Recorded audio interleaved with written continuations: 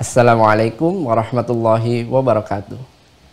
Alhamdulillah, wassalatu wassalamu ala rasulillahil karim wa ala alihi wa sahbihi wa man wala, amma ba'd. Alhamdulillah, puji syukur mari kita panjatkan kehadirat Allah Subhanahu wa taala yang masih memberikan kesempatan kepada kita semua untuk bisa kembali berjumpa pada pertemuan subuh kali ini di hari Senin 20 Rajab 1443 Hijrah atau bertepatan dengan 21 Februari 2022. Salawat serta salam juga mari kita curahkan kepada junjungan kita, Nabi besar kita, Nabi Muhammad Sallallahu Alaihi Wasallam, yang semoga kita semua senantiasa istiqomah di atas sunnahnya dan mendapatkan syafaatnya di hari kiamat kelak. Amin. Selamat datang Mahasantri Mira Institute yang semoga kita semua dirahmati oleh Allah Subhanahu Wa Taala. Izin kembali mengingatkan bagi teman-teman yang sudah tergabung pada sesi Zoom di subuh kali ini untuk bisa menyesuaikan format namanya seperti format yang sudah ditentukan. Silahkan dicek kembali pada layar teman-teman sekalian. Agar tim admin bisa memastikan bahwa teman-teman adalah mahasantri di Mira Institute dan tim admin bisa memberikan akses kepada teman-teman sekalian untuk bisa join di sesi Zoom pada pertemuan subuh kali ini. Dan bagi teman-teman yang sudah tergabung, kami himbau untuk senantiasa mengaktifkan kameranya agar kita bisa saling mengenal dan bisa saling mendoakan antara satu dengan yang lainnya. Sebelum kita masuk ke sesi utama, izinkan kami untuk senantiasa saling mengingatkan, menjaga adab-adab kita dalam bermajelis. Silahkan ikhlaskan hati kita, luruskan niat kita hanya untuk mencari ridha Allah Subhanahu wa taala. Fokus dalam menyimak kajian yang akan disampaikan. Gunakan pakaian yang terbaik, pakaian yang sopan, yang sesuai dengan syariat, duduk yang baik, tidak sambil rebahan dan tidak sambil makan. Silakan siapkan buku dan juga alat tulisnya, catat setiap materi yang akan disampaikan. Semoga dengan kita memperhatikan adab-adab kita dalam bermajelis, Allah turunkan keberkahan dan Allah mudahkan kita untuk bisa memahami dan juga mengamalkannya dalam kehidupan kita sehari-hari. Insya Allah sesaat lagi kajian akan kita mulai. Untuk itu, mari kita persiapkan hati kita, pikiran kita. Semoga apa yang disampaikan pada pertemuan subuh kali ini menjadi ilmu yang bermanfaat untuk kita semua. Amin. Terima kasih atas perhatiannya. Assalamualaikum warahmatullahi wabarakatuh.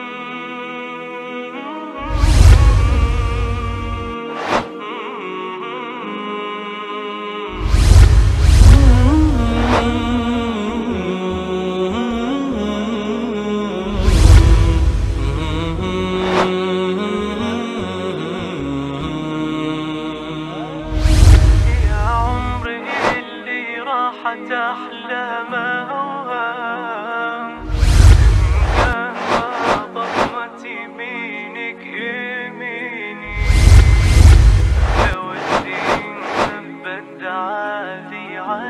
Bismillahirrahmanirrahim. Assalamualaikum warahmatullahi wabarakatuh.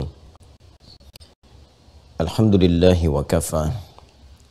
Wassalatu wassalamu ala rasulillahil mustafa wa ala alihi wa sahbihi wa man wafa wa ba'd. Fa ya ahbaballahi wa ahbab rasulihi sallallahu alaihi wasallam, usi nafsi wa iyyakum bitaqwallahi faqad fazal muttaqun. فلا تموتن إلا وأنتم مسلمون. فقال تعالى يا أيها الذين آمنوا اتقوا الله حق تقاته ولا تموتن إلا وأنتم مسلمون. Saudara-saudariku, berbahagia, bersyukur pada Allah Subhanahu wa Ta'ala. Alhamdulillah, kita masih diberikan kesempatan untuk beraktivitas. Semoga seluruh aktivitas kita, baik yang telah berlalu, tengah kita kerjakan ataupun yang kita rencanakan, seluruhnya diridhai oleh Allah Subhanahu wa Ta'ala. Semoga saudara-saudari kita yang berkehidupan sampai detik ini, dimanapun yang berada, namun belum beriman, diberikan kekuatan untuk beriman, bersyahadat sebelum wafat dan kembali kepada Allah Subhanahu wa Ta'ala. Pun demikian, semoga para pelaku maksiat diberikan kekuatan untuk bertaubat dan memperbaiki sisa kehidupan lebih baik dibandingkan dengan hari-hari sebelumnya yang telah dilalui. Alhamdulillah, saudara-saudariku, di kesempatan ini kembali kita tersambung setelah saya pribadi bersyukur kepada Allah Subhanahu wa Ta'ala diberikan kesempatan untuk beristirahat sejenak dan mensyukuri nikmat-nikmat, berzikir, beristighfar, dan menata kembali segala hal-hal yang kita persiapkan semoga menjadi baik di hadapan Allah Subhanahu wa Ta'ala. Tadi malam ada salah satu hadis yang sangat menarik saat kami membaca di antara turunan tafsir surah At-Taubah di ayat yang ke-105. Dan menariknya Al-Imam Ibnu Katsir misalnya dalam tafsirnya Tafsir Al-Qur'anil Azim menurunkan beberapa hadis Rasulullah SAW yang diriwayatkan oleh beberapa imam-imam besar kemudian termasuk Imam Ahmad rahimahullahu ta'ala, yang intinya yang paling menarik adalah terkadang dalam kehidupan ini kita dapati orang-orang yang terlihat mengerjakan perbuatan-perbuatan yang buruk diantaranya, tapi ternyata masih diberikan kesempatan oleh Allah Subhanahu wa Ta'ala untuk mendapatkan hidayah sebelum jiwanya sampai di kerongkongan, hayatnya berakhir, dan ternyata dia memilih untuk mendapat hidayah itu dan kemudian merubah sisa hidupnya menjadi lebih baik. Dan dia dihukumi oleh sementara orang terlihat seperti orang yang nampaknya sudah menjadi ahli keburukan, pantas masuk neraka, tapi ternyata Masya Allah di penghujung hidupnya dia memilih untuk berubah, dan perubahan itulah yang menjadikan dia mendapatkan rahmat Allah Subhanahu wa Ta'ala yang mengantarkan dia ke surga. Tapi didapati pula ada orang yang terlihat seperti orang yang baik, beramal banyak kebaikan, orang menyimpulkan dia orang baik, tapi ternyata dia merasakan cukup kebaikan itu bagi dirinya sehingga terjebak dalam keburukan. Dia fatahawwalat, dia merubah keadaan dirinya untuk mencoba berbuat yang buruk. Nah, ini jadi persoalan sehingga di penghujung hidupnya justru tidak sadar bahwa itu adalah ajal tempat dia berakhir, sehingga ternyata akhir hidupnya ditutup dengan keadaan yang tidak baik, dalam keadaan yang buruk. Inilah pentingnya kita berusaha untuk istiqamah dalam kebaikan, karena kita tidak tahu kapan kita kembali kepada Allah Subhanahu wa Ta'ala. Dan ini pula pentingnya kita selalu berhusnudzan, menatap setiap keadaan dengan pandangan rahmat. Jangan pernah menyimpulkan bahwa orang-orang yang terlihat berperilaku tidak baik dalam kehidupan mungkin akhirnya akan tidak baik pula. Boleh jadi dia berkesempatan untuk mendapatkan atau mengambil hidayah Allah Subhanahu wa Ta'ala. Dan ini memberikan kesan kepada setiap hamba siapapun, siapapun dan merasa penuh dengan dosa, penuh dengan maksiat. Ternyata Allah itu tidak seperti yang digambarkan oleh gambaran-gambaran nafsu atau akal manusia. Allah maha luas kasih sayangnya, tidak ada batas. Sepanjang hamba itu mau kembali, selalu dibukakan rahmatnya, tempat untuk menerima segala pengabdian, bahkan menghapuskan keburukan-keburukan yang mungkin pernah dikerjakan. Ini yang menjadi renungan penting sebelum kita memulai kajian kita ini, sehingga apapun yang kita mulai, dimulai dengan cara yang bersih, cara yang baik, dan dengan kebersihan itu, cahaya akan dipancarkan dalam hati kita, sehingga mudah untuk menangkap apa yang kita pelajari dan mensyukuri setiap keadaan yang Allah titipkan kepada kita, karena semua itu mengandung hikmah untuk kebaikan kita semuanya. Dari sini, mari kita memulai kembali apa yang akan kita pelajari berupa kurikulum Ramadan Nabi SAW. Saya ingin menyampaikan penyesuaian dalam penyampaian ini, karena ini masih dalam tahap recovery yang saya syukuri. Jadi saya akan coba sedikit-sedikit memberikan jeda, tapi ini juga barangkali keberkahan bagi Anda, karena akan menangkap penjelasan saya tidak secepat biasanya yang saya sampaikan. Jadi mungkin akan lebih enak dan terasa lebih nyaman terdengarnya, karena saya menyampaikan cukup pelan-pelan. Kadang mungkin diselingi dengan batuk, nggak apa-apa, itu berkah ya. Nah, itu contohnya. Baik, kita akan masuk kepada kurikulum Ramadan Nabi SAW. Setelah sebelumnya saya sempat merekam juga mengenai syarat-syarat, ketentuan-ketentuan yang membolehkan atau lebih tegasnya mewajibkan seseorang itu dapat berpuasa dan dianggap benar puasanya. Mohon itu dikondisikan di keluarga masing-masing, supaya setiap kita mengetahui siapa yang sudah wajib untuk menunaikan siam Ramadan di tahun ini. Dan kalau sudah mengetahui dirinya wajib puasa, maka bagaimana kewajiban itu menjadi benar ditunaikan, sah. Jadi dalam Islam itu bukan hanya perkara sudah wajib, tapi apakah kewajiban itu ditunaikan dengan benar atau tidak. Betul, sekarang wajib menunaikan sholat. Bukan sekedar sholat saja, benar nggak sholatnya? Karena nanti dalam wajib itu menggugurkan kewajiban ketika ditunaikan. Dalam benar itu yang nanti hadir 3 hal. Yang satu adalah keberkahan, ya. Saya ulang ya, yang satu adalah keberkahan, bertambahnya nilai manfaat. Jadi setiap ibadah itu pasti ada manfaatnya untuk hidup kita. Jadi yang butuh kita, bukan Allah. Allah itu berikan untuk kita perintah ibadah, karena itu menjadi kebutuhan kita, yang mengantarkan kita untuk membuka segala jenis kebaikan-kebaikan dalam kehidupan. Saya sering contohkan paling gampang sholat, karena memang sholat kan tiap hari kita kerjakan. Ramadan nunggu setahun sekali, kan? Jadi selalu ada berkah. Berkah itu ziyadatul khair, bertambahnya nilai kebaikan. Ya, jadi kalau kita menunaikan ibadah, itu sudah jelas rumusnya pasti. Ya, pasti rumusnya. Itu selalu always, tidak pernah never. Selalu akan ada kebaikan-kebaikan yang bermanfaat untuk kita. Ziyadatul khair. Ya. Kalau kemudian kita mau gali lebih dalam, ya kita akan temukan kenapa sholat tanha anil fahsya wal munkar. Ternyata sholat itu bisa mencegah perbuatan keji dan mungkar. Kemudian apalagi misalnya, ternyata sholat itu memberikan dampak ketenangan di dalam jiwa, gitu kan? Dan seterusnya. Jadi ini ziyadatul khair, ada pertambahan nilai manfaat, ada kebaikannya. Yang kedua, kewajiban itu bila sifatnya diwajibkan, itu diantara tujuannya adalah memberikan solusi dari permasalahan yang sedang dialami. Nanti ibadah itu punya khasnya masing-masing. Ya, misalnya sholat ini, bahkan sholat itu setiap ragamnya itu bisa menjadi solusi dari persoalan tertentu. Nah, sholat pokok itu puncaknya. Jadi kalau sholat yang wajib, yang pokok, itu puncaknya bagi segala hal gitu. Karena itu kita curhat banyak hal dalam sholat. Dipaksa 5 kali itu agar Allah bisa menuntaskan persoalan kita di setiap pergantian waktu dalam sehari. Subuh ke zuhur ke siang, dari pagi, dari subuh ke siang. Siapa yang tidak punya masalah? Setiap orang pasti punya persoalan. Kita datang kepada Allah untuk meminta solusi. Karena itu ketika akan sholat kan panggilannya jelas, wasta'inu bis-sabri was-salat.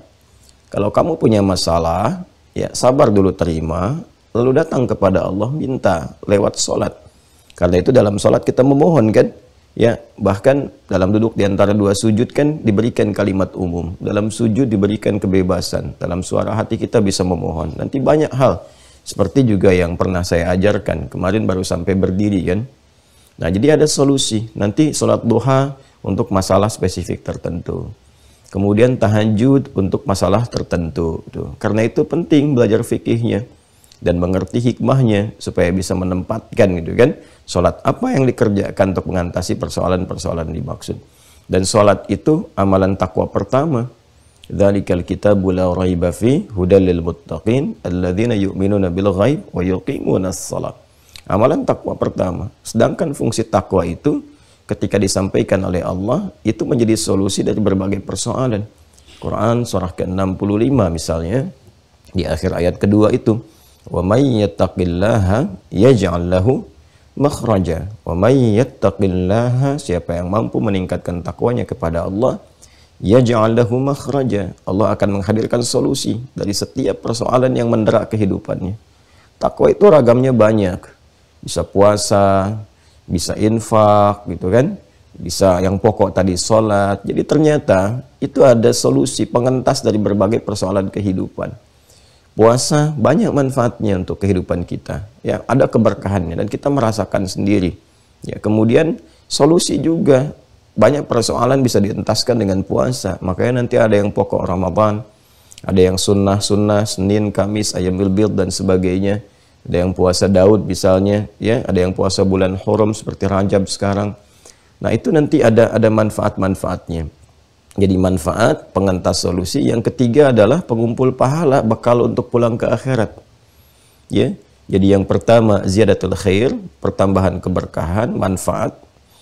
Yang kedua adalah pengentas dari segala kesulitan, solusi dari setiap problem yang dihadapi. Jadi pandai-pandai melihat kalau punya persoalan, ini apa amalan takwa yang sesuai untuk masalah saya. Boleh minta petunjuk dulu dalam sholat. Kan sholat itu untuk meminta petunjuk.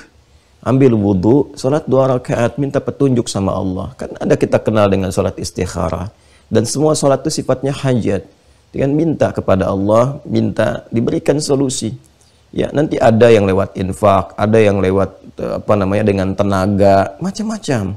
Ya, kalau kita paham ini semua, kita bisa tempatkan dalam setiap kesulitan yang mendera, kita bisa lihat solusi apa yang sesuai dalam tinjauan syariat.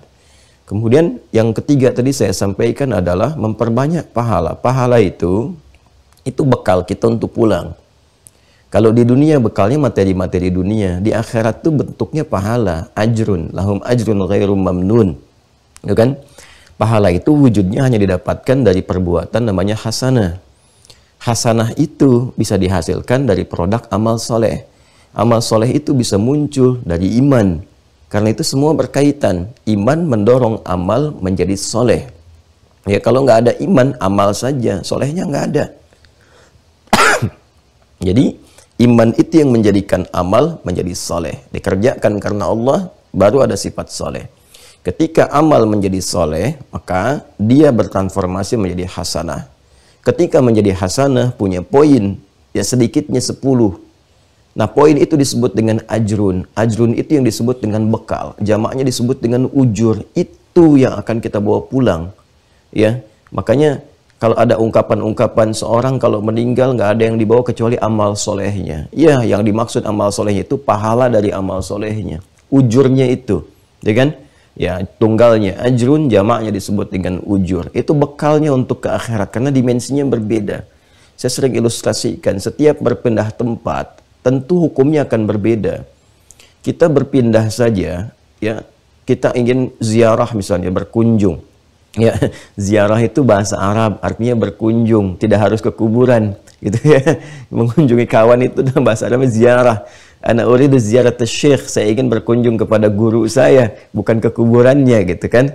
Nah, jadi kadang-kadang kalau dibawa ke dalam bahasa Indonesia misalnya, ya ada pemaknaan yang secara spesifik itu tidak sama, ya kan? Jadi dalam bahasa Arab ziarah ya umum saja. umum berkunjung. Jadi ziarah itu mengunjungi sesuatu atau sosok dan sebagainya untuk satu menjalin keakraban, kekuatan dan mendapatkan. Nah, ini dia keberkahan-keberkahan yang Allah kemudian titipkan di balik peristiwa itu. Jadi dari bertemu itu tiba-tiba memiliki akses, tiba-tiba dapat inspirasi, dapat apa. Nah, itulah hikmah besarnya yang ada di situ, sekaligus menjalin silaturahim. Nah, kenapa kemudian ke kuburan juga disematkan kata ziarah? Karena ternyata hikmah terbesar dalam kehidupan itu ada dengan mengingat kematian.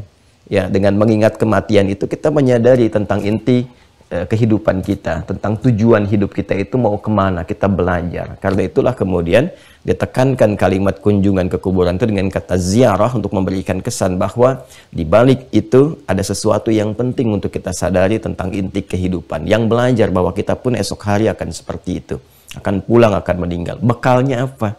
Nah, baliklah ke konsepsi tadi. Nah, kalau kita kembalikan ke awal apa yang kita uraikan tadi, bahwa tidak semua nanti yang dikerjakan itu bisa mendapatkan ajrun, bisa mendapatkan ujur. Ya, Anda pindah tempat saja dalam keadaan kita kunjungan ke saudara kita. Saya misalnya dari Jawa nih, ya kan? Mau kunjung misalnya ke kerabat saya ke Papua misalnya. Itu kan di Papua juga teman-teman kita punya tradisinya sendiri, punya budayanya sendiri gitu kan, Masya Allah. Kemudian juga di sudut yang lain kita bergeser sedikit ke Bali, punya budaya sendiri, tradisinya sendiri. Kemudian geser lagi dari Jawa ke Sumatera atau ke tengah ke Kalimantan dan sebagainya. Indah sekali. Semua punya tradisi, punya budaya, disebut dengan adat. Sedangkan kaidah mengatakan al-adatul muhakkamah. Kadang-kadang adat itu menjadi hukum, ya kan? Tradisi itu menjadi hukum. Misal, saya jangankan ke Papuanya, bertemu dengan teman-teman Papua yang di Bekasi, ya ada satu pesantren asuhan Ustadz Fadlan itu, saya datang, itu harus diangkat dulu. Ya, kita nggak boleh nolak itu. Ya, kita nggak boleh nolak, tapi nggak dilarang untuk misalnya zikir atau istighfar atau yang lainnya. Karena itu bagi mereka penghormatan. Bagi mereka penghormatan. Jadi kalau kita menolak, justru itu kesannya jelek. Kesannya buruk gitu, ya. Nah, itu macam-macam nanti hal-hal yang kita kira-kira bisa kita dapatkan dalam kehidupan. Lebih jauh dari situ, keluar dari Indonesia, baru sedikit ke Malaysia, sudah harus ada visa. Kemudian uang yang diberlakukan beda. Ya, kita di Indonesia masih pakai rupiah, kan? Ke Malaysia udah beda. Lebih jauh lagi ke Amerika udah lain lagi, kan? Aturannya beda lagi, visanya lebih ketat lagi. Sekarang bisa dibayangkan inter dunia saja, di dalam siklus kehidupan dunia, aturannya sudah berbeda-beda, bekalnya tidak sama. Semakin jauh, semakin berbeda ternyata bekalnya. Sekarang mau pindah dimensi, ya, berpindah ruang, waktunya, keadaannya, bahkan berbeda sama sekali dengan dunia. Dan kita katakan meninggalkan dunia. Ya, lantas tanyakan pada akal kita, apa mau sama bekalnya? Duhai Anda yang sering mengatakan semua harus logis, semua harus ditimbang oleh akal. Sekarang tanyakan pada akalnya, bekalnya sama enggak? Ya kan? Tentu harus beda. Nah, Allah memberikan info kepada kita, bekalnya memang 100% berbeda, 100% different gitu kan? Terus kita harus kemudian menyiapkan apa? Kata Allah, ini bekalnya namanya ajrun, ujur. Nah, ini bisa diperoleh. Ya, bisa diperoleh dengan cara apa? Dengan cara amal soleh. Nah, amal soleh yang diikat dengan syarat. Jadi tidak semua amal yang dikerjakan, mengentaskan kewajiban itu, dianggap bisa melahirkan ajrun kalau tidak benar. Karena itulah ada syarat wajib, ya, untuk mengentaskan kewajiban itu. Selesai ditunaikan, gugur kewajiban. Tapi kalau nggak benar, pahala nggak dapat. Ya kan? Pahala nggak dapat. Kemudian apalagi misalnya, keberkahan tadi nggak dapat. Apalagi manfaat tadi nggak dapat. Jadi tiga ini nggak dapat. Yang ada hanya menggugurkan kewajiban. Karena itu mesti kita lihat wajibnya. Oke, ini sudah dapat. Alhamdulillah. Benarnya harus dipastikan benar. Karena itu pelajari. Ya, semua ibadah kita, khususnya Ramadan nanti yang akan datang, ya kan? Insya Allah, semoga Allah sampaikan kita kepada momentum itu. Pelajari dari sekarang. Oh, ini saya harus benar. Ini syaratnya, ini ketentuannya. Jadi ketika masuk, insya Allah kewajiban yang sudah melekat pada diri kita mulai tahun ini harus lebih bagus ditunaikan dibandingkan dengan tahun-tahun yang sebelumnya. Nah, ini teman-teman sekalian, kalau sudah paham ini, mari kita berpindah. Kita pelajari supaya nanti saat mengisi Ramadan, kita tidak bingung. Oh, saya mau benar, tapi ngisinya bagaimana? Nah, inilah kita keluarkanlah kemudian bagaimana kurikulum Nabi Sallallahu Alaihi Wasallam yang diisyaratkan kepada kita untuk disiapkan sebelum memasuki momentum Ramadan itu. Sehingga ketika Ramadan sudah kita masuki, kita sudah siap kemudian menunaikan agenda-agenda yang telah kita hadirkan sebelumnya. Baik, Bismillahirrahmanirrahim.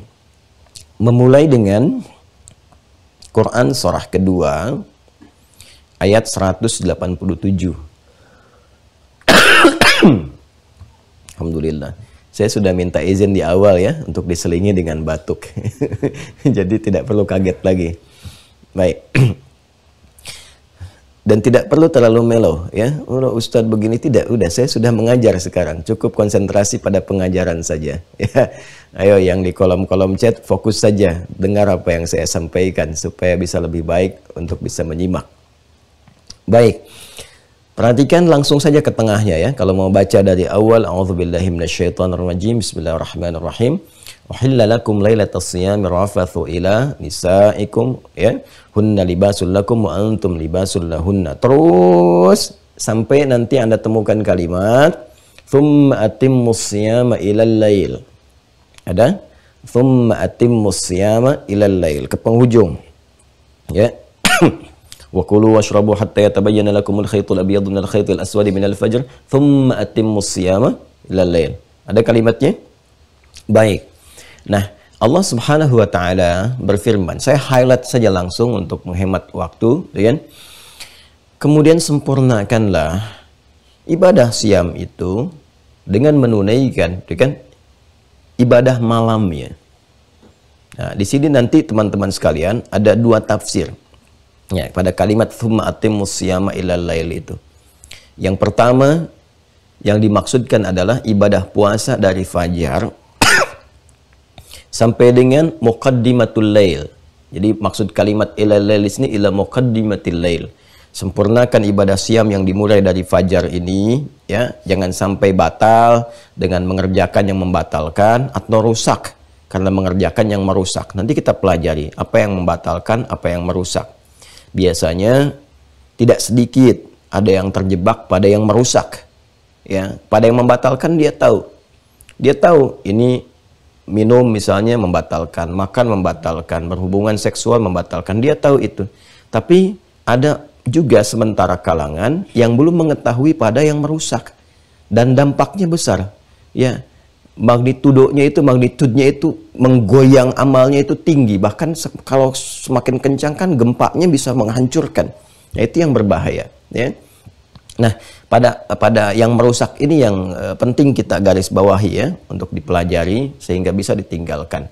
Sempurnakan ibadah puasa itu dengan menyempurnakan amalan, diisi amalnya, jauhkan dari yang merusak, jauhkan yang membatalkan, ilal lail, yakni ila muqaddimatil lail. Ya, Nabi langsung mempraktekkan lail itu nanti dimulainya dari isya.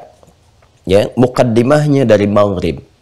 Jadi ila, dengan ila isni pengantar kepada muqaddimatul lail, kepada mula malam, untuk mula mengantarkan kepada malam. Itu yang dimaksud maghrib. Dari mana taunya itu? Dari praktek Nabi. Ya, karena nggak pernah tercatat dalam sejarah Nabi buka puasanya isya.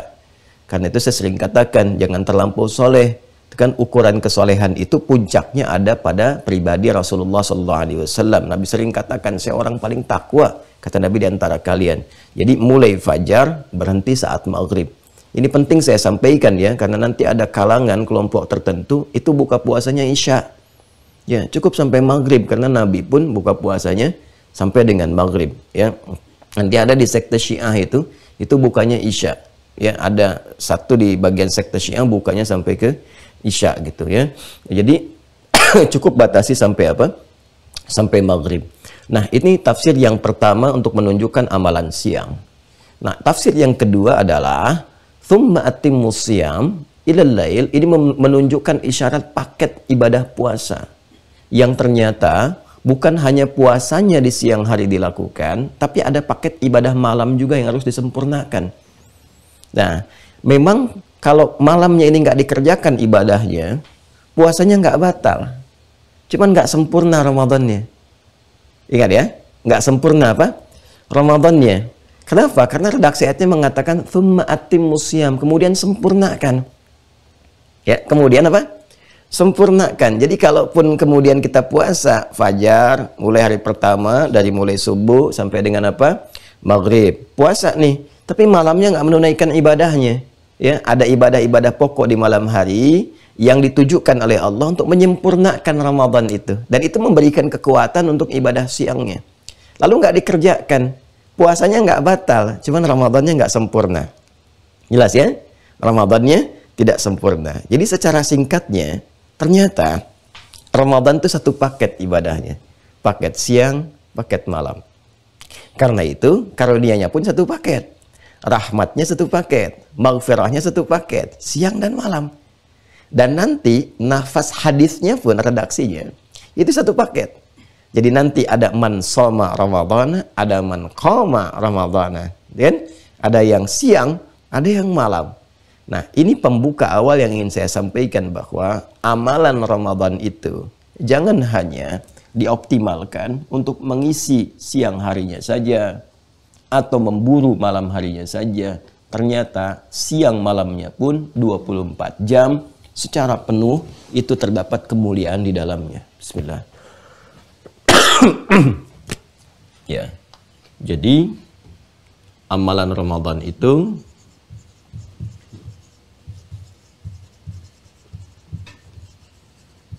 sifatnya itu paket. Jelas ya? Jadi ada paket siangnya, ada paket malamnya. Jelas ya? Ada yang dilakukan di siang harinya, ada yang dilakukan di malam harinya. Amalan yang siang itu nanti akan memberikan juga support, kekuatan ya kepada roh kita untuk menyiapkan di amalan malam. Jadi kalau orang bagus amal siangnya, malamnya pasti semangat. Sebaliknya, amalan malam itu juga akan mensupport amalan siang. Jadi saling menyempurnakan. Orang yang bagus amalan malamnya, itu cenderung akan bagus amalan siangnya. Kalau tidak percaya silahkan nanti cek saat Ramadan itu. Kalau malamnya kita semangat, pasti siangnya bagus puasanya. Kalau siangnya bagus, malamnya pasti semangat lagi. Ya ini akan beriringan. Kalau salah satu tidak seimbang, pasti akan berpengaruh kepada yang lainnya. Nah, sekarang pertanyaannya, apa paket amalan di siang itu? Apa paket amalan di malam hari itu? Nah, ini yang coba kemudian kita lacak dari perjalanan praktek Nabi SAW yang kita harapkan dalam pertemuan ini itu menjadi kurikulum kita, menjadi agenda kita yang berdasarkan pada tuntunan Nabi, ya kan? Kurikulum Nabawi terkait dengan Ramadan, atau kita katakan kurikulum Ramadan Nabi. Jelas ya? Nah, maksud saya kalau kita bisa keluarkan sekarang ini, ya sebelum Ramadannya tiba, nanti saat Ramadan tidak bingung. Kita tahu nanti siang apa yang kita lakukan, malam apa yang kita kerjakan. Jelas ya? Baik. Yuk kita pelan-pelan kemudian turunkan. Secara umumnya, ini kan dibagi dua. Siang dengan malam. Yuk kita ambil yang dasarnya dulu ya. Ini belum masuk kurikulum ya. Baru kita lihat keterangan di Al-Qur'annya dulu. Untuk siang, tambah juga dengan tafsir hadisnya dulu ya. Kalau siang kan matahari terang ya. Nah kadang-kadang saking terangnya kadang kalau kita tulis apa kurang tampak. Jadi ganti spidol. Bismillah. Siang jelas ini yang dimulai dengan puasa siamnya. Nah, siamnya ada di siang hari. Ya. Kan?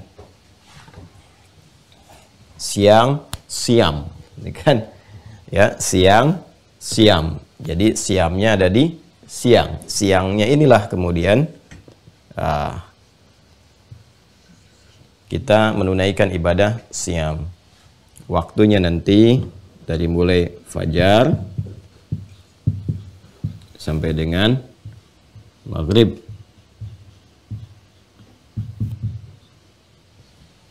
Jelas ya? Baik, fajar sampai dengan maghrib. Jelas. Ini juga sudah kita dapati di Quran surah kedua tadi ayat 187. Wa kulu washrabu hatta yatabayyana lakumul khaytul abyadu minal khaytil aswadi minal fajr. Ini, ya kan? Thumma atimmus siyama ilal lail, berlanjut terus, ya kan? Terus, nah ini mencakup sampai penyempurnanya. Jadi sempurnakan ini terus ya puasanya sampai ke maghrib, sampai nanti sempurnakan paketnya ya sampai dengan paket malam. Nah, ini malamnya nih.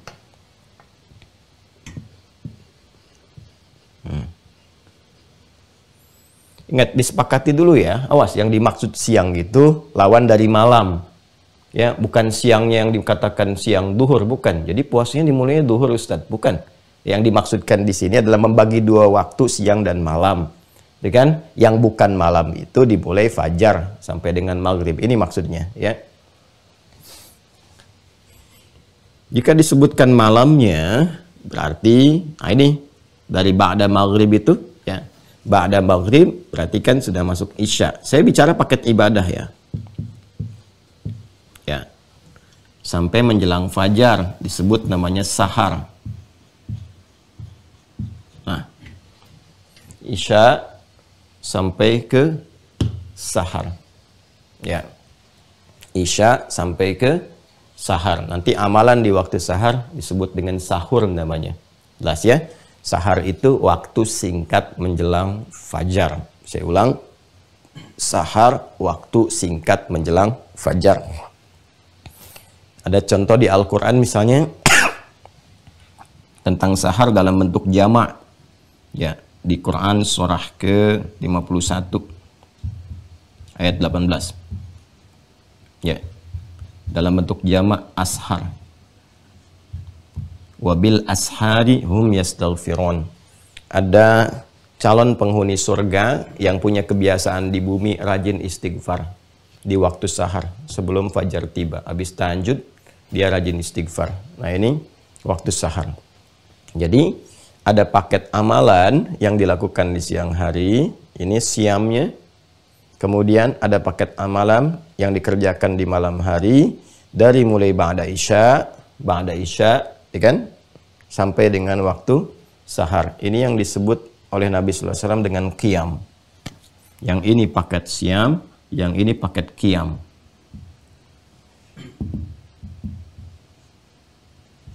Qiyam. Ulang ya. Yang ini paket siam, yang ini paket apa? Qiyam.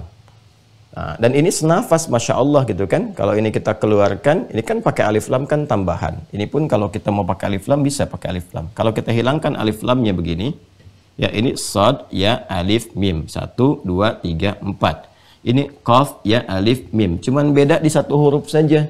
Yang ini sad, yang ini qaf.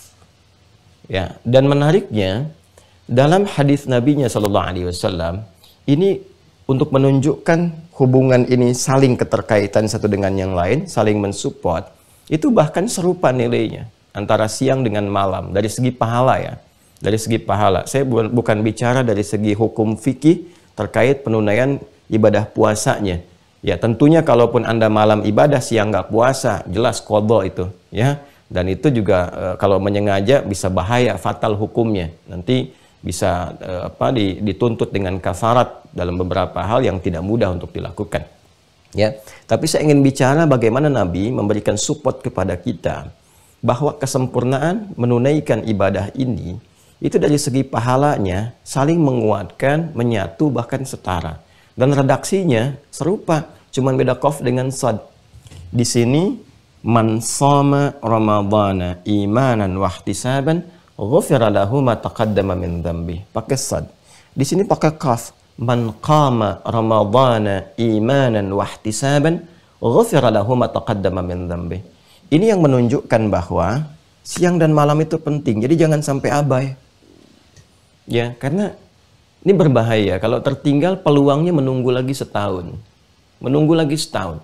Siapa yang mampu mengoptimalkan ibadah siang dengan menunaikan siam secara benar, ya, dengan dasar iman, lalu dia menunaikan dengan ikhlas karena Allah, sungguh-sungguh berusaha introspeksi diri, itu Nabi katakan ghufira lahu ma taqaddama min dzambi, berpotensi mendapatkan ampunan dari semua dosa yang dia kerjakan sampai detik dia puasa itu.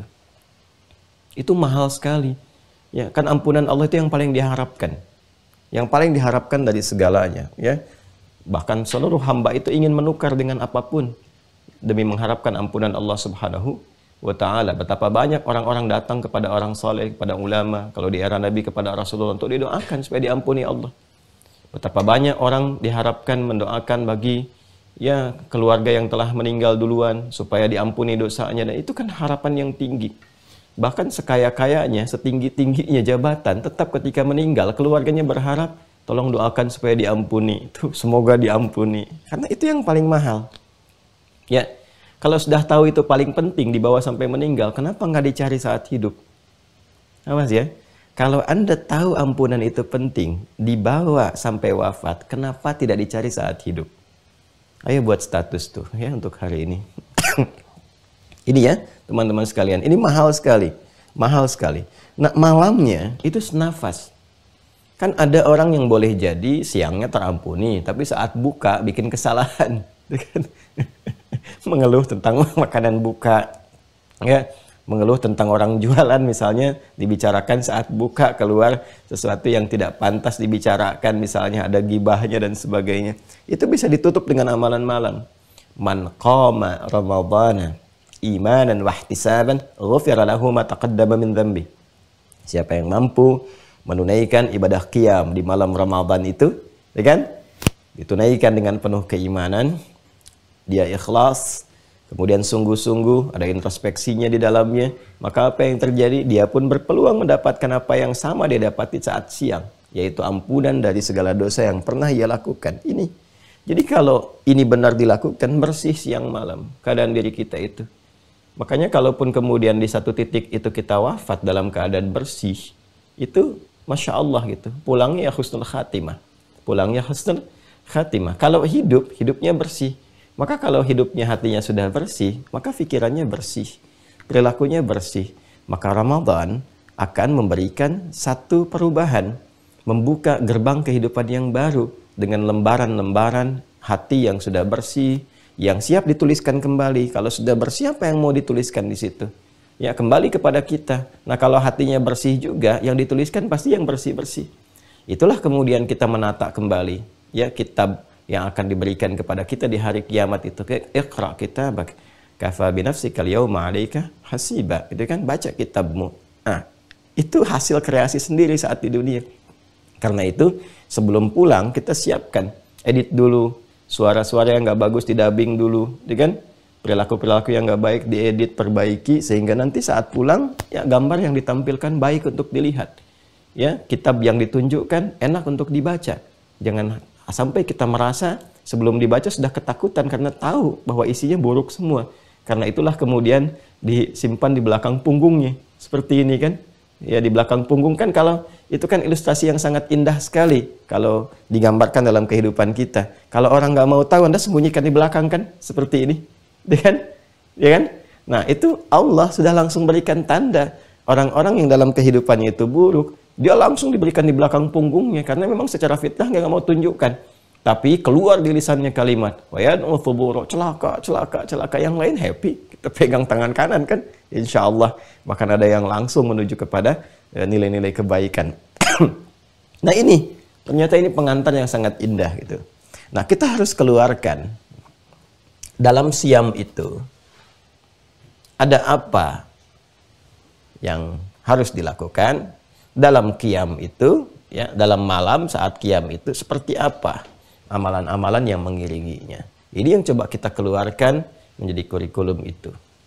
Nah, Ya, kalau siam dengan qiyam kita sudah tahu, tinggal kita pelajari bagaimana cara qiyamnya, cara siamnya. Cuma mengisi ini di 2 waktu ini apa saja yang diisyaratkan oleh Nabi Shallallahu Alaihi Wasallam kepada kita seluruhnya. Apa yang sering Nabi lakukan itu kan?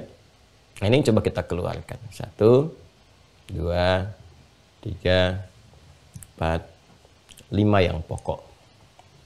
Pelan-pelan ya. Teman-teman yang sudah terhubung dengan Mira dan Anda mendapati buku makna ayat puasa, ini sudah saya tuliskan juga di sini ya. Coba dicek ya di halaman pembuka itu untuk menyesuaikan. Kalau tidak ada ini, nanti saya coba minta koreksi karena harusnya ada. Sudah saya siapkan sebelum teman-teman juga mendapati itu. Ya. Jadi kalau kita, nah ini ya, sudah Anda dapati di halaman ke-15 ya. Halaman ke-15. Sudah? Itu ada 1, kemudian halaman ke-16, 2 dan 3. Kemudian halaman ke-17-nya 4 dan 5. Ada? Tuh, sudah ya? Betul kan 5 ya? 5 poin yang sudah saya sampaikan. Yuk, menu-menunya. Baik, teman-teman yang belum mendapati ini, Anda boleh juga mencatat supaya nanti bisa sama hadir di sini. Nanti saya coba bacakan di sini.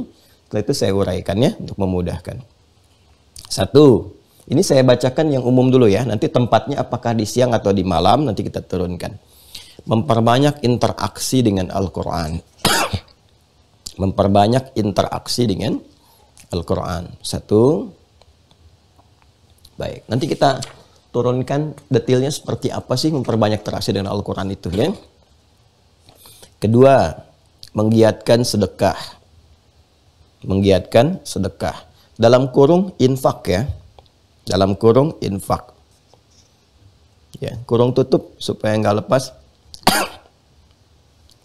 Baik, menggiatkan sedekah dalam kurung apa? Infak ya. Ini sudah saya jelaskan di sini, tapi di sini saya tidak berikan keterangan infak. Karena nanti begini, kalau sedekah, ya itu kan bahasa Indonesia ya. Bahasa Arabnya kan sodakah.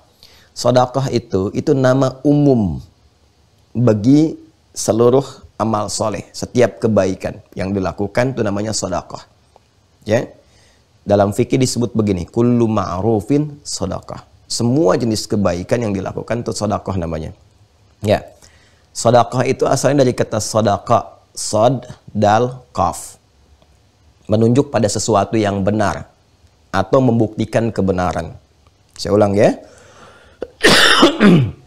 Setiap ada sod, dal, dan kaf, itu maknanya menunjuk pada sesuatu yang benar atau membuktikan satu kebenaran. Kenapa sedekah disebut dengan sedekah? Atau kenapa amal yang baik itu disebut dengan sedekah? Karena amalan itu membuktikan kebenaran iman yang ada dalam diri kita. Kan pembuktian iman itu kan lewat amal. Masih ingat waktu belajar akidah? Ya kan? Al-imanu, al-islamu, iman wa amal. Ya kan?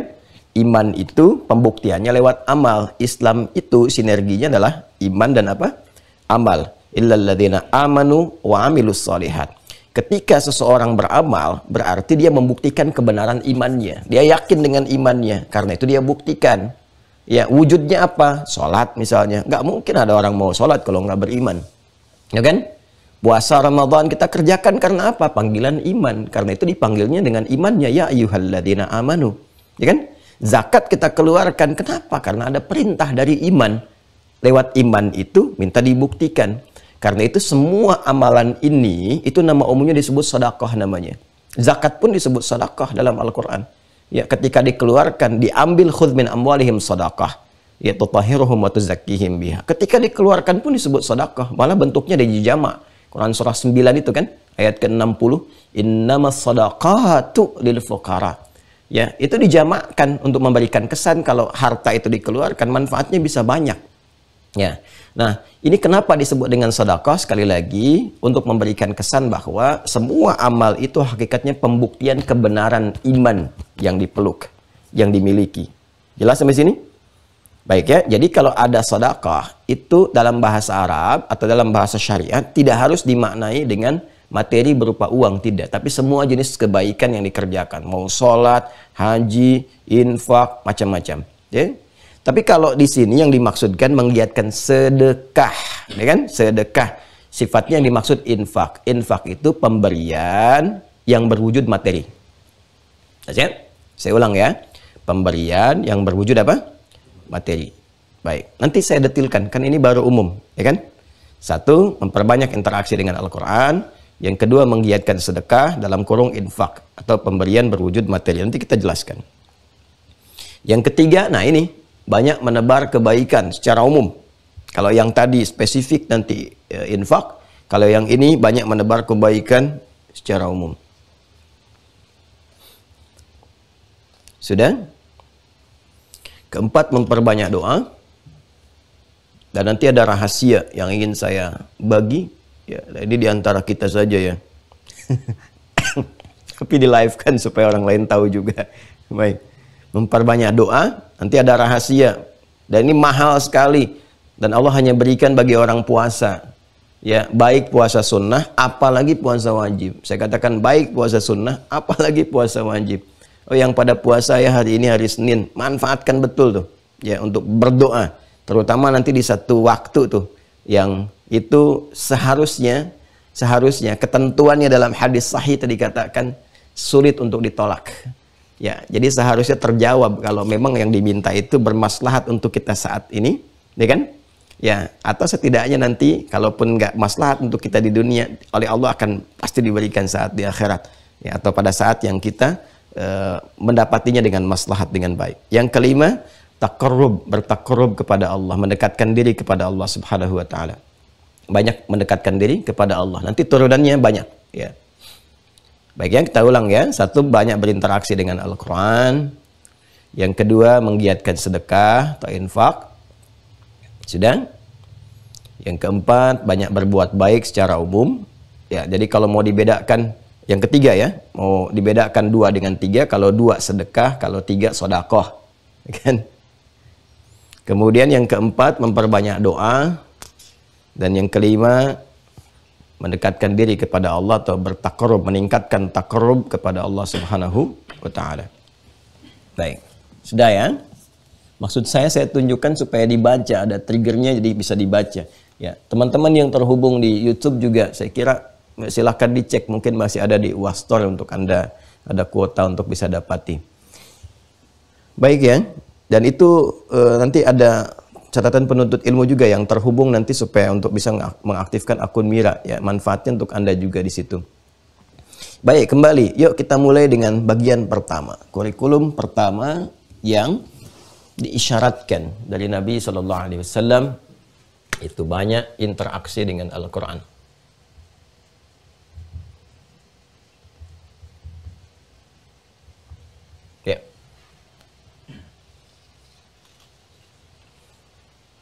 Ini jelas hadisnya sangat populer sekali dari Ibnu Abbas radhiyallahu taala anhuma. Ya, karena Nabi sallallahu alaihi wasallam adalah Nabi sallallahu alaihi wasallam ajwadan nas wa ajwadu ma yakunu fi Ramadan, ya. Adalah Nabi sallallahu alaihi wasallam orang yang paling lembut, orang yang paling baik gitu kan. Dan bertambah lagi kelembutannya, kebaikannya, kedermawanannya saat tiba bulan Ramadan. Ya, saking lembutnya diilustrasikan mengalahkan angin yang bertiup sepoi-sepoi. Masya Allah, itu kan, tuh metafornya demikian tuh, saking luar biasa lembutnya. Jadi kalau kita mendapati angin sepoi-sepoi saja udah ngantuk gitu kan, saking lembutnya. Nah itu Nabi itu lebih lembut dari itu terasanya, ya lebih lembut. Bukan lihat Nabi jadi ngantuk, bukan, gitu kan? Jadi merasakan bagaimana kedamaian di hati, ketentraman di jiwa, enak nerimanya gitu kan. Nah kemudian belum selesai itu, ya. Dan diteruskan kemudian kalimatnya, setiap datang malam-malam Ramadan itu, nah ini berarti ini optimalisasi ini ada pada ibadah malam. Optimalisasinya. Nah, berarti ini tambahan dari yang pokok atau bisa ini memberikan peningkatan kualitas dan kuantitas pada amalan-amalan pokok di waktu-waktu baik siang ataupun malam. karena ini nanti optimalisasinya di malam, berarti ini nanti bisa dioptimalkan saat qiyam atau tambahan nanti di luar qiyam untuk dioptimalkan. Apa itu? Ini dia. Amalan interaksi dengan Al-Quran. Jadi, utamanya lakukan di malam hari. Ini sudah saya tarik. Nabi SAW melakukan dengan malaikat Jibril, kan? Ya, beliau setoran ya ke malaikat Jibril, dikonfirmasi dan seterusnya. Itu setiap datang Ramadan sekali khatam, sekali khatam, sekali khatam. Kecuali nanti di akhir kehidupannya 2 kali dikonfirmasi untuk menunjukkan kebenaran dan otentisitas wahyu, kan? Baik dari susunan, lafadznya, maknanya, dan sebagainya. Nah, teman-teman sekalian, ini menjadi isyarat kepada kita bahwa interaksi dengan Al-Quran di hari-hari Ramadan, di bulan Ramadan itu menjadi bagian tak terpisahkan. Bahkan di episode yang lalu, saya pernah sampaikan bahwa Ramadan itu bahkan disebut sendiri ya oleh para ulama itu dengan bulannya Al-Quran, mengambil isyarat dari Al-Quran surah kedua ayat 185. Syahrul Ramadan alladzi unzila fihil Quran. Di bulan Ramadan itu, itulah yang kita diperintahkan untuk puasa, bulan turunnya Al-Quran. Bahkan keberkahan malamnya Ramadan, bulannya Ramadan, itu diantara keberkahannya karena Al-Quran. Ya, karena Al-Quran. Malam Al-Qadar misalnya, malam turunnya Al-Quran. Jadi berkah itu malamnya. Ya kan? Inna anzalnahu fi lailatul qadar. Ya kan? Karena keberkahan Al-Quran kan diturunkan, jadi malamnya berkah, malam Al-Qadar. Jadi, ini sangat menarik teman-teman sekalian. Karena itu, ini penting mengoptimalkan interaksi dengan Al-Quran yang bisa dibagi kepada 3 bagian utama. Nah, jadi ini waktu prioritasnya malam, saya ulang ya, waktu prioritasnya malam, namun demikian tidak juga dibatasi dengan malam ini selesai misalnya, tidak. Siang pun kalau kita kan memiliki keluangannya, ya kelapangannya bisa kita bagi dengan aktivitas pekerjaan yang kita kerjakan di siang hari, optimalkan juga, miliki agenda ini. Ya, cuma malam biasanya porsinya jadikan lebih banyak, biasanya seperti itu. Ya, kecuali kalau memang sudah cuti sama sekali. Ya, ada orang-orang tertentu yang pokoknya kerja, ngambil cutinya Ramadan. Paskan supaya nikmat ibadah. Ya bahkan kalau nanti, oh ya pas nyambung nih, ya ada salah satu keluarga itu yang Masya Allah ya, di salah satu keluarga di Timur Tengah itu suaminya mengatur, ya suaminya mengatur supaya pas dapat cuti Ramadan, demi apa? Demi keinginan menghafal Quran, menghafal Quran. Ya, jadi cerita sama istrinya, wah aku tahun ini pengen ngambil cuti semuanya, aku kerjakan kerja, doain ya, bahasa kita lah supaya sehat, nanti Ramadan aku ambil cuti. Supaya bisa menghafal Quran saat Ramadan, itu mulia sekali, Masya Allah. Ya kan? Nah, lalu ketika tiba Ramadan itu, dia ambil cuti, dia yang tikaf sebagainya, dan pulang, Masya Allah, disambut oleh istri, begitu selesai itu kan, senang, bahagia, dapat 3 juz. Ya, ini tidak menduga kan, selama ini kemana aja. Ternyata memanfaatkan itikaf itu dapat 3 juz. Ternyata Allah mudahkan. Terus dia di situ lebih semangat lagi. Tanpa dia sadar, ternyata istrinya pun terpacu juga. Begitu suaminya nyampaikan kepada istrinya pengen maksimalkan Quran, istrinya juga maksimalkan juga. Padahal anak-anaknya masih kecil, ada yang sambil diberikan ASI dan sebagainya. Jadi begitu suami pulang hafal 3 juz, istrinya diam-diam hafal 30 juz. Itu karena memang ada keberkahan di Ramadan ini. Beda ini, beda. Ada akselerasi nanti baik dari hafalan, peningkatan bacaan ataupun pengkajian. Nah, ini teman-teman sekalian bisa kita bagi dengan 3 hal. 1, qiraat, memperbanyak bacaan. Ya. 2, tilawah, memfokuskan pada kajian. Misalnya tematik, mau bahas surat apa atau topik apa gitu kan. Nanti kita turunkan. Kemudian tahfidz atau hifdz, hafalan. Hafalan. Ini qiraat, bacaan. Ya, jadi nanti di antara ahli Quran yang menjadikan momentum Ramadan untuk memperbanyak interaksi dengan Al-Quran, itu ada, boleh jadi yang memilih untuk memperbanyak bacaan. Masya Allah. Saya sering amati biasanya banyak dari alhamdulillah tuh kalangan ibu-ibu muslimah ya, itu bagus sekali tuh. Yang saat Ramadan malam-malam tuh udah kumpul ya, malam-malamnya tadarus, itu kan baca demi mendapatkan memperbanyak bacaan ini. Ya, siangnya bahkan ada yang kumpul lagi ya untuk mendapatkan kajian dan seterusnya ini. Ya, poinnya adalah bagaimana memperbanyak. Syukur-syukur kalau kita bisa mendapatkan target standar seperti yang Nabi berikan kepada kita, yaitu bisa khatam. Ya, khatam selama Ramadan. Jadi kalau misalnya ada 30 hari, ya kita bisa optimalkan setiap satu harinya, misalnya bisa dapatkan 1 juz kan. Nah, silahkan dimaksimalkan. Kalau mau kita lebih ringan kan, ini tapi Ramadan itu akan berbeda. Malam tuh usahakan yang paling bisa dimaksimalkan. Ya, kalau mau dibagi misalnya komposisinya, ya taruhlah di sini kalau 1 juz kan setengah-setengah kadang tidak imbang karena malamnya kan lebih longgar. Ya, silahkan misalnya diambil 2/3-nya di malam hari, 1/3-nya di siang harinya. Ya kan? Kalau di hari-hari normal saya suka mengajarkannya atau men-share ya dari apa yang guru kami ajarkan itu dibagi waktu sholat. Kalau waktu-waktu sholat itu di 5 pokok, ya kan? Subuh misalnya, zuhur, asar, maghrib, isya. Ya kan? 1 juz itu dibagi aja ke sini. Ini lebih ringan kok, Bapak Ibu sekalian. Ringan sekali. Saya ambil contoh misalnya juz pertama saja ya. Juz 1. Taruhlah dari Al-Fatihah sampai dengan Al-Baqarah ayat 141. 141. Ya kan? 141. Kalau Al-Fatihahnya insya Allah sudah hatam ya. Nah, jadi kita bagi di sinilah. Al-Fatihah kan baca cepat selesai.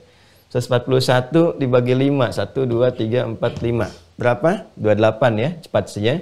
Kurang lebih 28 kan? Betul nggak? 28, 140 ya? Betul. Ya. Kurang lebih 1. Ya kan? Tinggal diambil terakhir. 28 lah kita ambil 28 misalnya. 28, 28, 28, saya sini 29 terakhir 1. Jadi kan? Baik, yuk pelan-pelan ya.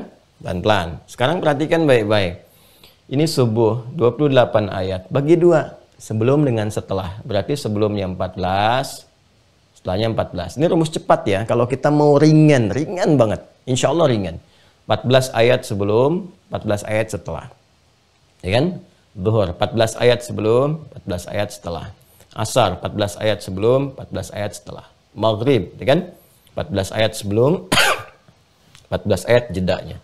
Isya demikian, seperti yang tadi disampaikan. Ini kondisi normal seperti biasa sekarang ini, ya kan?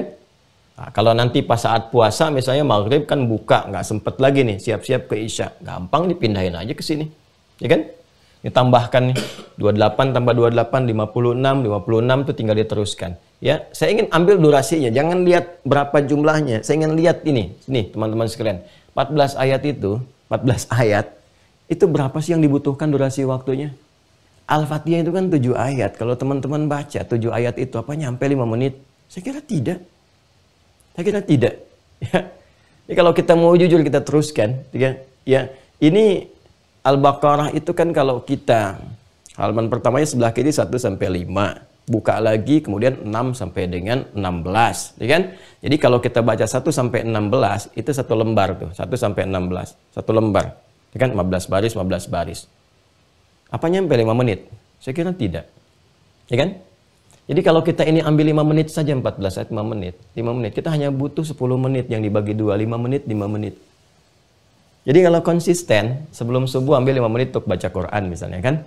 Setelah subuh 5 menit dulu untuk baca Quran. Berangkat kerja, oke, berangkat sambil di jalan misalnya, ya. Kalau menyetir ya tidak usah, dengarkan murotalnya saja. Ya, kemudian kan ini ada jeda.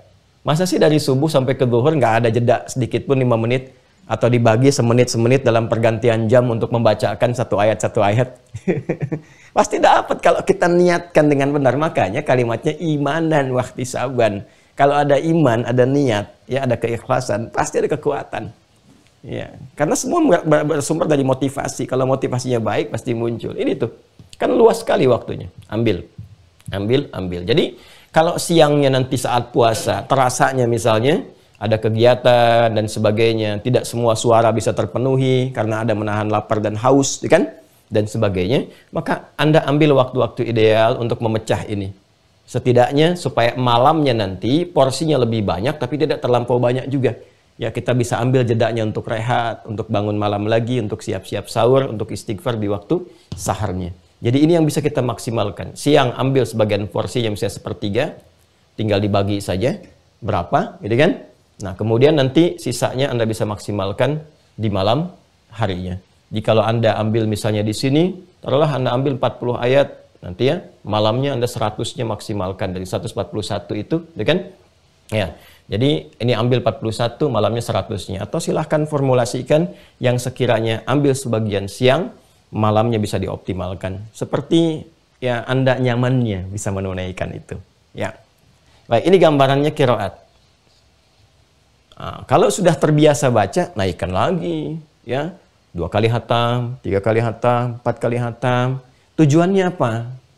Untuk melatih kedekatan kita dengan Al-Quran. Jadi membaca itu kan pintu pembuka yang mengantarkan kita pada ketertarikan untuk memahami satu isi.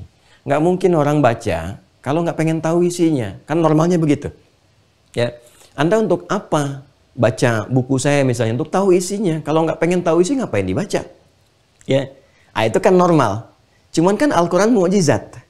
Ya, ini menarik tuh. Al-Quran itu satu-satunya. Ini kalau bukan firman Allah, nggak mungkin begini. Siapa yang menggerakkan kita untuk baca?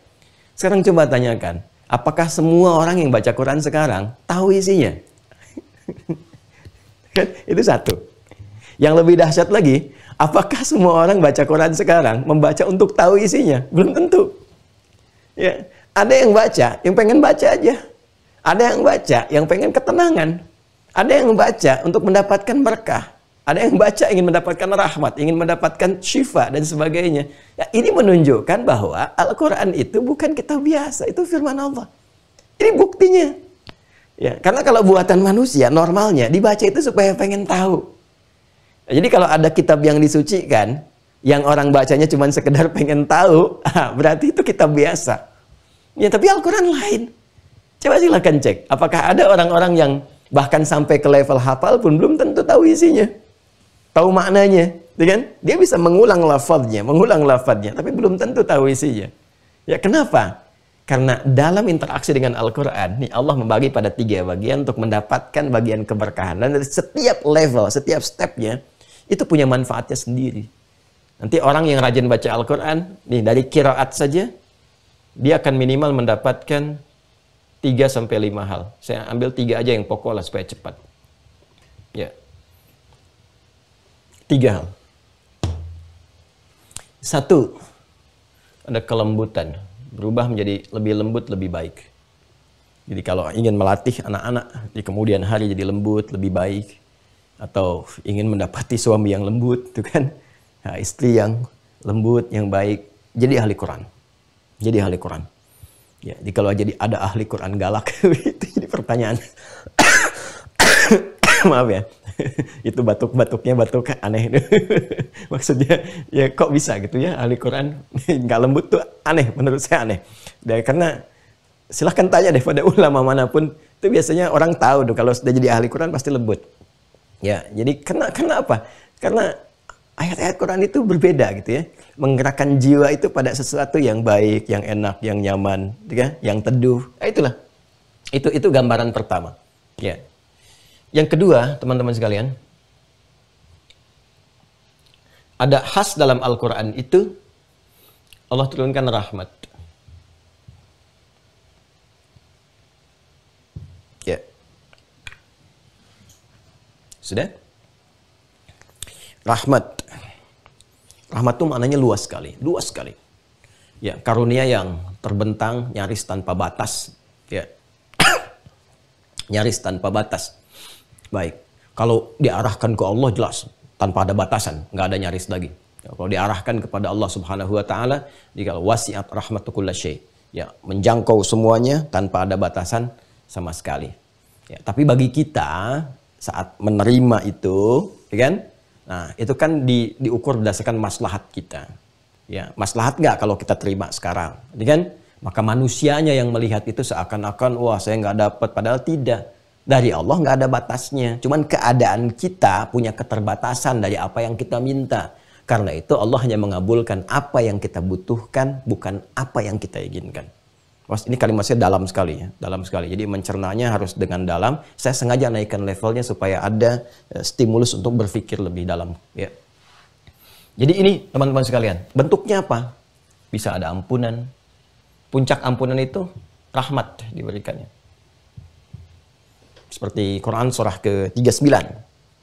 Ya, ayat 53, Az-Zumar ayat 53. Qul ya ibadiyalladzina asrafu ala anfusihim la taqnatu min rahmatillah.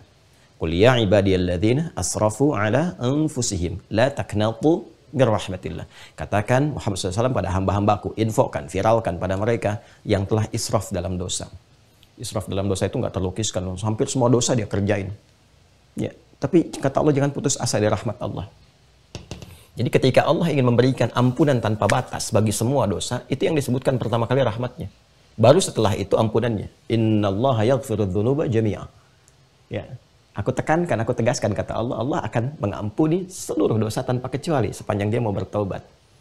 Nah, ahli Quran itu ketika dia memulai dengan banyak membaca terus sampai merasakan gitu kan kenikmatan dari bacaan. Jadi bukan hanya sekedar baca begitu dapat rahmat, tidak. Nanti ada rasa. Ya.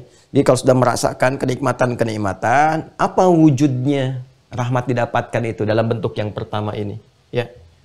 Ciri khas orang yang sudah terampuni dari dosa itu, ciri khasnya adalah satu, dia terjauh dari perbuatan kotor atau perbuatan salah yang pernah dilakukan. Ya kan? Terjauh, yang disertai dengan penyesalan, pengakuan. Jadi sudah, aduh ini nyesal dulu begini, nyesal dulu begitu, terjauh dan gak mau lagi ke situ. Ya kan? Lalu yang menariknya, terjaga dari salah ini untuk konsisten dalam yang soleh. Terjaga dari yang salah ini, ya, untuk konsisten mengerjakan yang soleh. Bahasa singkatnya, terjaga dari perbuatan salah. Jadi orang-orang yang konsisten dengan Quran, rajin aja baca dulu terus sampai mendapatkan kenikmatan itu dijaga oleh Allah dari perbuatan-perbuatan yang salah. Ya, diberikan kepada hatinya bimbingan, kepada jiwanya bimbingan dari Allah Subhanahu wa taala. Jadi mahfud sifatnya. Mahfud, bukan maksum. Kalau maksum sifat nabi. Ya, nabi mutlak sama sekali, kalau nabi nggak pernah berbuat salah.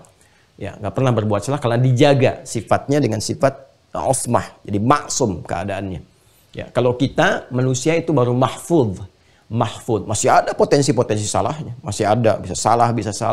Ya, cuma dia mesti berikhtiar untuk mendekat kepada Allah supaya diberikan kemudian penjagaan-penjagaan. Tapi tetap ketika dijaga pun nanti, yaitu kekuatan dirinya untuk memilih apakah memilih penjagaan Allah atau nanti ada bisikan-bisikan setan yang kadang-kadang juga kalau dipilih bisa bahaya. Nah, kekuatan untuk menjadikan kita mendapatkan perlindungan, untuk terus mendapatkan kekuatan menjaga ini, ya, penjagaan dari Allah supaya diambil itu, nah itu sebanyak mana kita berinteraksi dengan amal solehnya. Jadi kalau rajin Qurannya terus dibacakan, sampai merasakan keterkaitan dengan Al-Quran. Kayaknya kalau nggak baca sehari nggak enak, ya, nggak baca dalam sekian waktu ini yang biasa saya baca, ada rasa kehilangan. Nah itu sudah mulai terpaut dengan Al-Quran, tak terpisahkan. Kalau sudah seperti ini, rahmatnya nanti bukan hanya terkait dengan ini.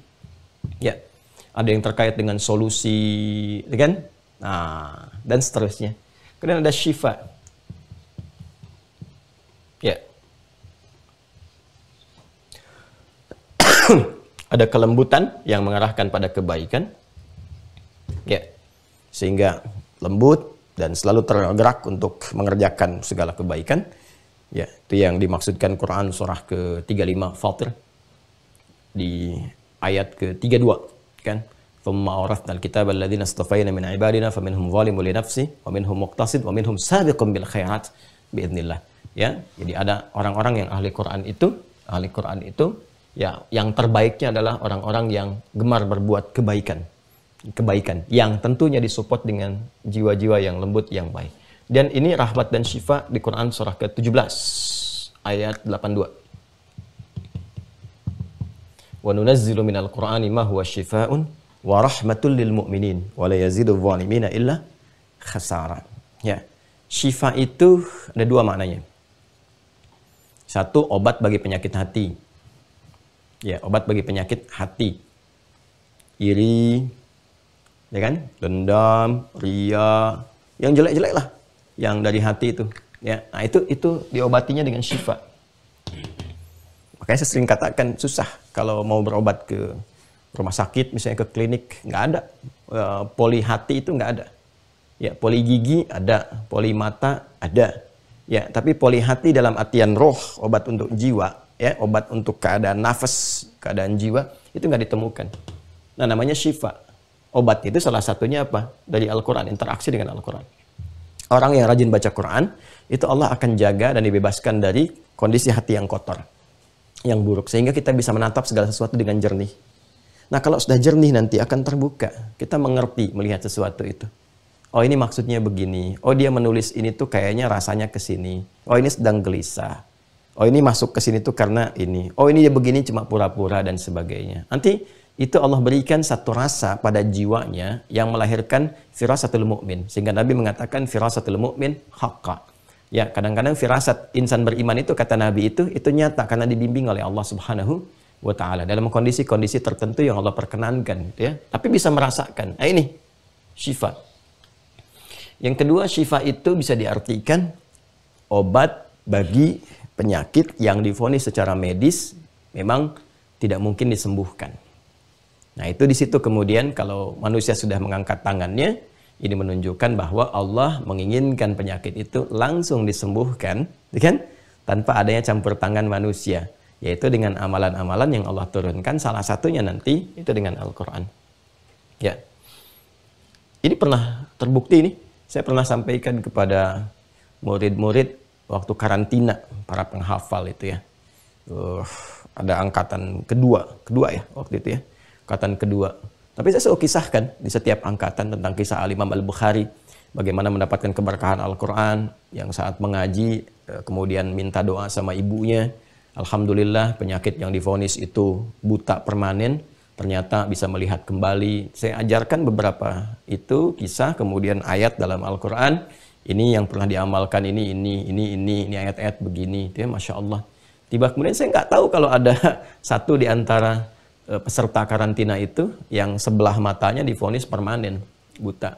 Lalu dia mengamalkan itu ya dengan keyakinan, dengan apa yang disampaikan di Al-Qur'annya, dia betul ikutin telaten. Sampai satu hari kemudian ketika di kamar mandi, saat itu ada di pos karantina yang di Sukabumi. Ya, tiba kemudian orang itu teriak di kamar mandi, orang semua kaget, dia keluar, dia bertakbir, ya kan? Ternyata apa yang terjadi? Ya, Masya Allah.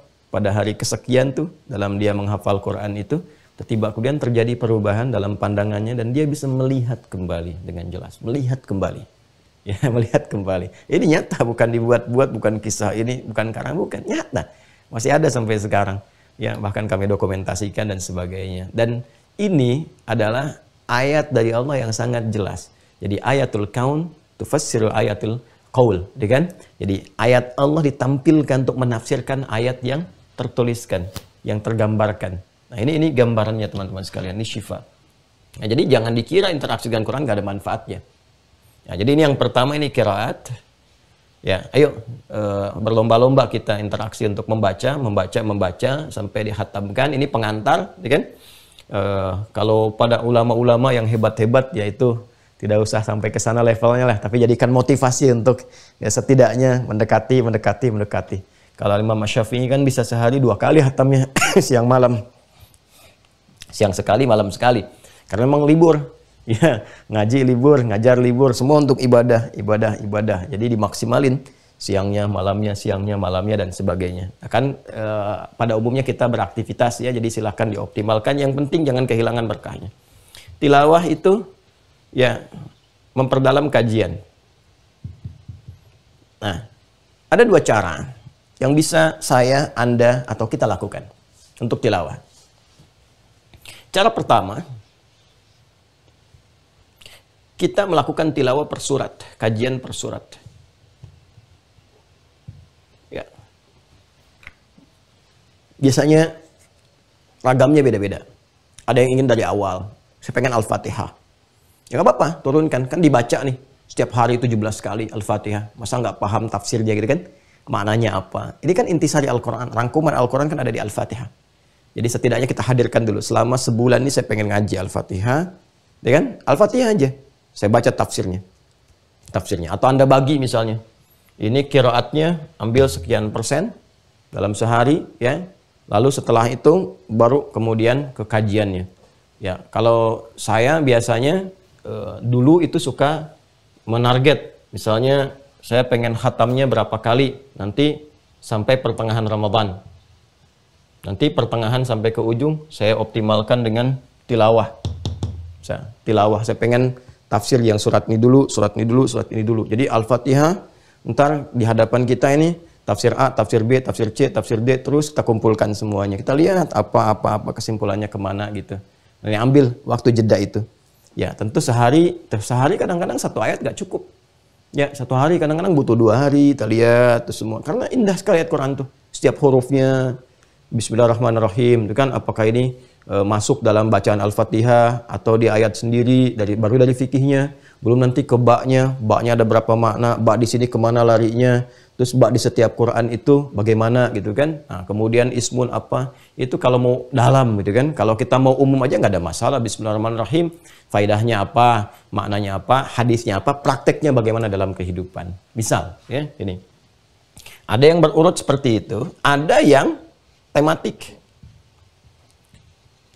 Kalau mau tematik, saya sarankan ambil per pokok yang dibutuhkan.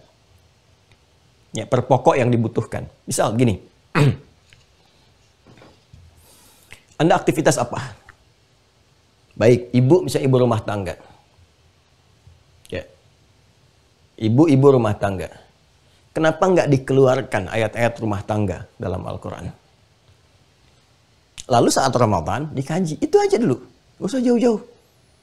Ya, jihadnya ibu tuh di rumah tangga, surganya itu ada di situ gitu kan. Lalu kenapa nggak dipelajari? Keluarkan aja secara tematik. Apa tugasnya, apa kewajibannya, apa hak dan kewajibannya. Ya, lalu maksimalkan ayat-ayatnya apa saja. Ya, keluarkan ayat tentang istri sehingga tahu nanti hak dan kewajiban terkait dengan suami. Kemudian tentang ibu supaya terkait dengan anak-anak. Kemudian tentang anak, ya. Nanti gabungannya tentang keluarga. Ayatnya melimpah sekali.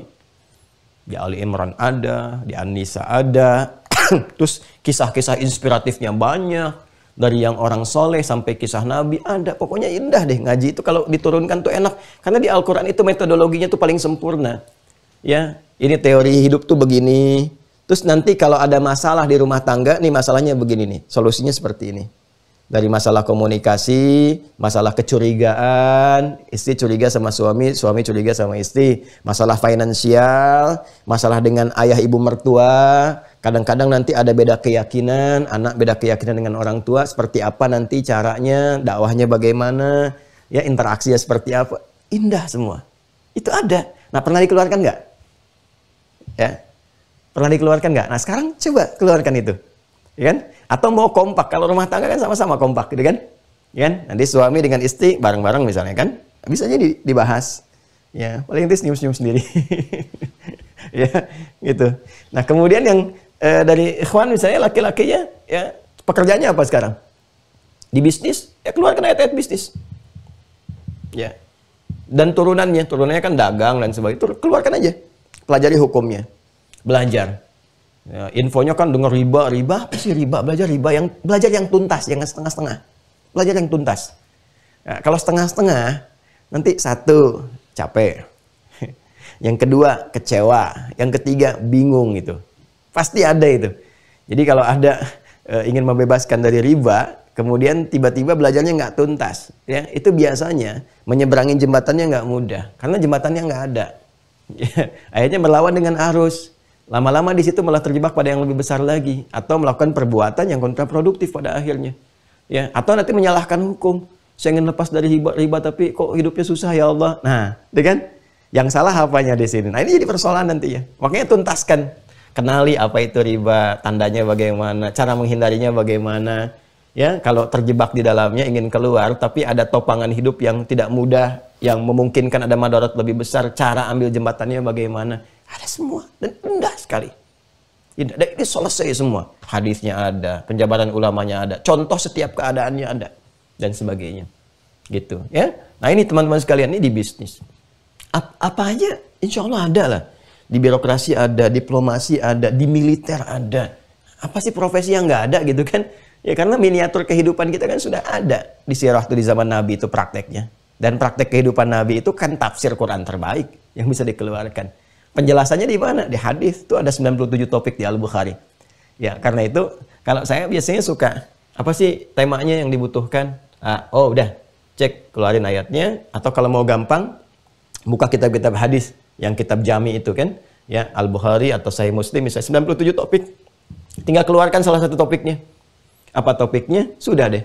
Ini hadisnya sudah ada, tinggal ayatnya juga dikumpulkan dan terbantu karena di Sahih Al-Bukhari kan suka dimulai dengan ayat-ayat juga. Tinggal nanti kita tambahkan. Kalau nggak tahu tinggal tanya. Ya nanti di Mira misalnya boleh nanti yang menjelang Ramadan Anda boleh sampaikan, tanya misalnya kita kumpulkan nanti ayat-ayat kalau mau bikin kurikulum tentang ini. Kalau di kesehatan atau kedokteran apa nih yang mau dikaji? Boleh. Anda yang profesinya dokter coba, ayo. Coba udah berapa lama? Puluhan tahun masa nggak dikeluarkan ayatnya dokter mata? Ayo misalnya kan, ayatnya tentang mata. Dokter telinga, ayatnya tentang telinga. Ayo jangan sampai sehat di dunia tapi nggak sehat di akhirat nanti ayo. Ya, SPOG yang paling banyak ayatnya, bidan-bidan banyak tuh ayatnya di Quran. Ya kan? Ya mesti belajar. Jadi nanti ada terapi juga tuh. Ya, terapi nanti untuk memberikan ketenangan dalam proses kelahiran dan sebagainya.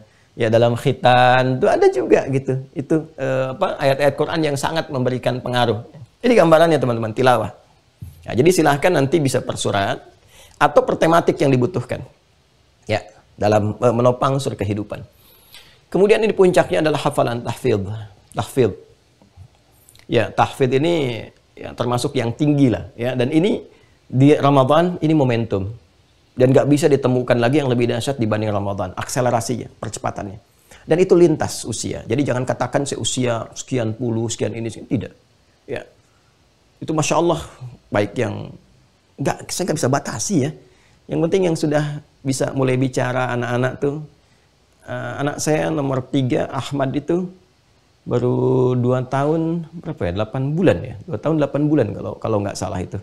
Sudah bicara lah, walaupun barangkali artikulasinya mungkin dalam beberapa hal masih belum jelas dalam beberapa hal. Tapi masya Allah itu di install Quran itu udah masuk gitu, masuk. Jadi dari mulai bisa bicara tuh udah bisa. Ya bacakan misalnya. Ya, dan itu semua anak punya potensi itu sampai tanpa batas ke atas. Ya jangan dilihat 30 juz, enggak. Tugas kita itu berikhtiar menjadi ahli Quran. Ya, menentukan hasil sekian juz tidak. Pasang target yang tinggi, 30 insya Allah selesai Ramadan. Alhamdulillah, pasang aja yang paling tinggi. Dan biarkan nikmati proses. Ya, biarkan Allah memberikan yang terbaik. Seperti yang Allah inginkan. Kalau udah diberi, jaga. Ya kan? Nah, dan nikmati proses itulah ahli Quran. Jadi penghafal Quran itu bukan berapa banyak dia hafalkan. Tapi berapa banyak yang dia hafal itu menjadi pedoman berkehidupan dalam dirinya. Itu. Jadi kalau sudah menyatu dengan ayatnya itulah ahli Quran. Itulah ahli Quran. Ya, tapi selama hidupnya dia terus. Jadi yang hafal 30 juz saja menjaga. Ya kan? Nah, yang belum masuk ke situ terus berusaha sampai kehidupan berakhir. Itulah ahli Al-Quran. Ya. Jadi manfaatkan nih menghafal ini. Nanti insya Allah di STWH juga akan dibuka lagi tuh karantina 30 juz. Ya, nanti gabung ya di karantina STWH itu teman-teman di Mira ya. Gabung itu nanti ada karantina 30 juz. Ya 30 hari. Ya tahun kemarin Masya Allah ya ada yang dapat 30 juz ya dalam 30 hari. Dan itu nggak sedikit. Nggak sedikit. Ada berapa banyak? 15 orang. Masya Allah 15 orang tuh. 30 juz 30 hari. Ya kemarin terbatas pesertanya karena memang musyrifnya juga terbatas. Sekarang ada musyrif 100 orang kurang lebih. Ya jadi kalau 100 orang satu orang bisa nangani 5 lah terima setoran misalnya kan, ya ada 500 mungkin bisa dibuka itu. Ya, alhamdulillah, ayo semangat. Nanti bisa dikontrol sehingga bisa maksimal didapatkan. Nanti kalau sudah dapat ini, masya Allah nggak terlukiskan nih. Ya nggak terlukiskan. Jadi memudahkan qiraat, memudahkan tilawah, mudah semua nih dan memudahkan kehidupan pada umumnya. Nah ini bagian pertama interaksi dengan Al-Quran. Jadi Anda bisa kemudian memulai dari sekarang, disiapkan ya. Siapkan. Jadi sekarang sudah siap-siap, kasih catatan. Disiapkan. Nah, siapkan untuk 30 harinya. Bikin tabel ya. Insya Allah saya tidak menjanjikan tapi akan berusaha coba menampilkan satu contoh gitu kan. Nah, supaya nanti dari tabel itu yang di Mira ya, nanti bisa download, coba dimasukkan untuk persiapan Ramadannya dalam sehari 1 sampai 30 hari misalnya kan. Ya, misal saja dimulai awal sampai dengan akhirnya. Hari pertama terus ya. 1 juz selesai tidak dibagi 5 waktu misalnya kan, selesai tidak terus hari kedua sampai dengan hari yang terakhir. Nanti konsep hafalan juga ada dengan sendirinya. Dan Anda yang sudah terhubung dengan Mira, insya Allah sudah mendapatkan yang 3 paket itu kan. Jadi metodenya udah dikasih tuh. Ya, kan ada makna ayat puasa, catatan penuntut ilmu, sama yang 3 buku itu kan. Ya kan? Yang 1 metode at-taisir itu dibaca. Bukan untuk dipegang, ya, dibaca ya, bukan untuk disimpan, bukan kenang-kenangan itu. Itu hati-hati. Kalau yang 2 itu yang Anda infak itu, yang 2 itu makna ayat puasa sama apa namanya catatan penuntut ilmu. Yang 3 itu wakaf itu. Ya, awas, nggak boleh diperjualbelikan, nggak boleh dihibahkan apa. Itu Anda pegang, ya. Kemudian pelajari itu, dipelajari baik-baik. Dari situ kemudian yang 2-nya digunakan murajaah. Itu insya Allah. Nanti kita belajar sama-sama. Insya Allah ya. Nanti dengan yang di STWH semua gabung. Nanti saya tunjukkan kalau sudah hatam yang ini selesai. Kan kita bertahap. Pelan-pelan. Nanti pindah ke Quran. Ya, dari mulai bacaan sampai metode. Itu buku murajaah. Insya Allah teman-teman. Itu kan nggak sembarangan gitu ya. Murajaah itu yang ini. Nah ini ya. Nah ini metodenya. Ya. Nanti tinggal cek videonya kan. Kalau teman-teman mau lihat, tinggal cek. Nanti tinggal maksimalkan, sempurnakan. Kalau ke sistem ke STWH. Kemudian di sini yang murajaahnya ini kalau Anda sudah optimalkan, insya Allah ini desainnya dengan izin Allah, desainnya itu bisa hafal, mungkin sama juga nomor, sama peta Qurannya, posisinya dan sebagainya. Menghafal desain ini maksudnya untuk memudahkan dibawa berkehidupan, untuk berinteraksi. Ya, nggak ada tuntutan untuk hafal posisi kanan, kiri, nomor, nggak ada tuntutan begitu. Yang penting hafal Quran. Tapi ini maksudnya memudahkan, didesain untuk memudahkan kita kalau pengen mengakses bisa cepat. Ya kan nggak semuanya punya satu kegiatan yang serupa. Bagi mahasiswa kan kadang-kadang bikin tesis, disertasi atau skripsi, ya kan memerlukan dalil atau ingin bikin karya ilmiah. Kalau kita udah hafal dengan ini, istilahnya mushaf itu ada di hadapan mata gitu.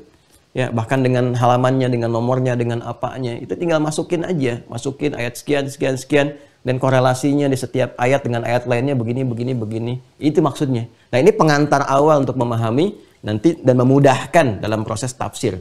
Ya, ini gambarannya, teman-teman sekalian. Ya, baik. Ini terkait dengan interaksi sama Al-Quran. Jadi untuk aplikasinya disiapkan dari sekarang ya teman-teman sekalian. Implementasikan ini semua, siapkan dari sekarang. Kalau di buku catatan penuntut ilmu kasih memo. Insya Allah nanti dari kami kita bikinkan semacam kolomnya khusus untuk Ramadan tahun ini untuk melatih saja, melatih ya supaya nanti kalau tercatatkan kan terasa evaluasinya gitu, kelihatan. Tapi kalau cuma bayang-bayangkan atau cuma digambarkan biasa, motivasinya nggak terlihat. Jadi nggak ada perbandingan. Kalau dicatat kan terlihat perbandingannya. Ya, ibu kan suka ngambil catatan keuangan untuk membedakan bulan ini dengan bulan kemarin. Jadi kelihatan kan. Nah sekarang catatan amalannya seperti apa? Kalau kita melihat catatan Qurannya terlihat, ya teman-teman, ikhwan, kelihatan seperti itu evaluasinya lebih enak untuk dilakukan. Ini satu yang kita bahas. Kemudian yang selanjutnya adalah menggiatkan sedekah atau infak. Apa itu infak? Dan bagaimana detil kemudian penjabaran ini semua? Nah, itu besok. Insya Allah kita bahas. Ya, sudah jam 7 sekarang. Ya, itu besok kita uraikan lagi. Ya, yang di Zoom udah pada nengok-nengok nih. Baik, karena ini hari aktif ya, untuk mulai beraktivitas. Besok insya Allah kita mulai. Yang sekarang saya beri PR dulu masing-masing untuk menyiapkan yang bagian pertama interaksi dengan Al-Quran supaya nanti formulasi ke depannya mudah untuk dilakukan. Untuk yang kegiatan berikutnya nomor 2 sampai dengan nomor 5, detailnya nanti kita turunkan. Karena di luar gambaran. Kalau disebut infak tuh jangan langsung terbayang uang misalnya. Ya, bukan hanya uang. Apa saja Ustaz? Besok. Kan besok pembahasannya. Nanti besok kita bahas insya Allah. Ya, semoga Allah berikan kelapangan bagi kita. Alhamdulillah ya Allah. Alhamdulillah. Alhamdulillah. Syukur diberikan kekuatan, tenaga, kesehatan. Diberikan sakit juga bersyukur. Alhamdulillah. Bisa istighfar, bisa banyak hal. Bisa banyak kenikmatan yang gak didapatkan saat sehat dan banyak kenikmatan yang gak didapatkan saat sakit. Semua adalah nikmat yang Allah berikan pada kita semua. Semoga kita senantiasa dijadikan insan yang bersyukur pada Allah Subhanahu wa taala. Izin untuk mengingatkan sebelum kita berakhir di pertemuan kali ini. Yang pertama, sekarang kita masih berada di bulan Hurum. Manfaatkan. Ini 2 bulan baik dan 3 berurutan baik. Rajab, Sya'ban, Ramadan ini bulan baik semua. Semua bulan baik.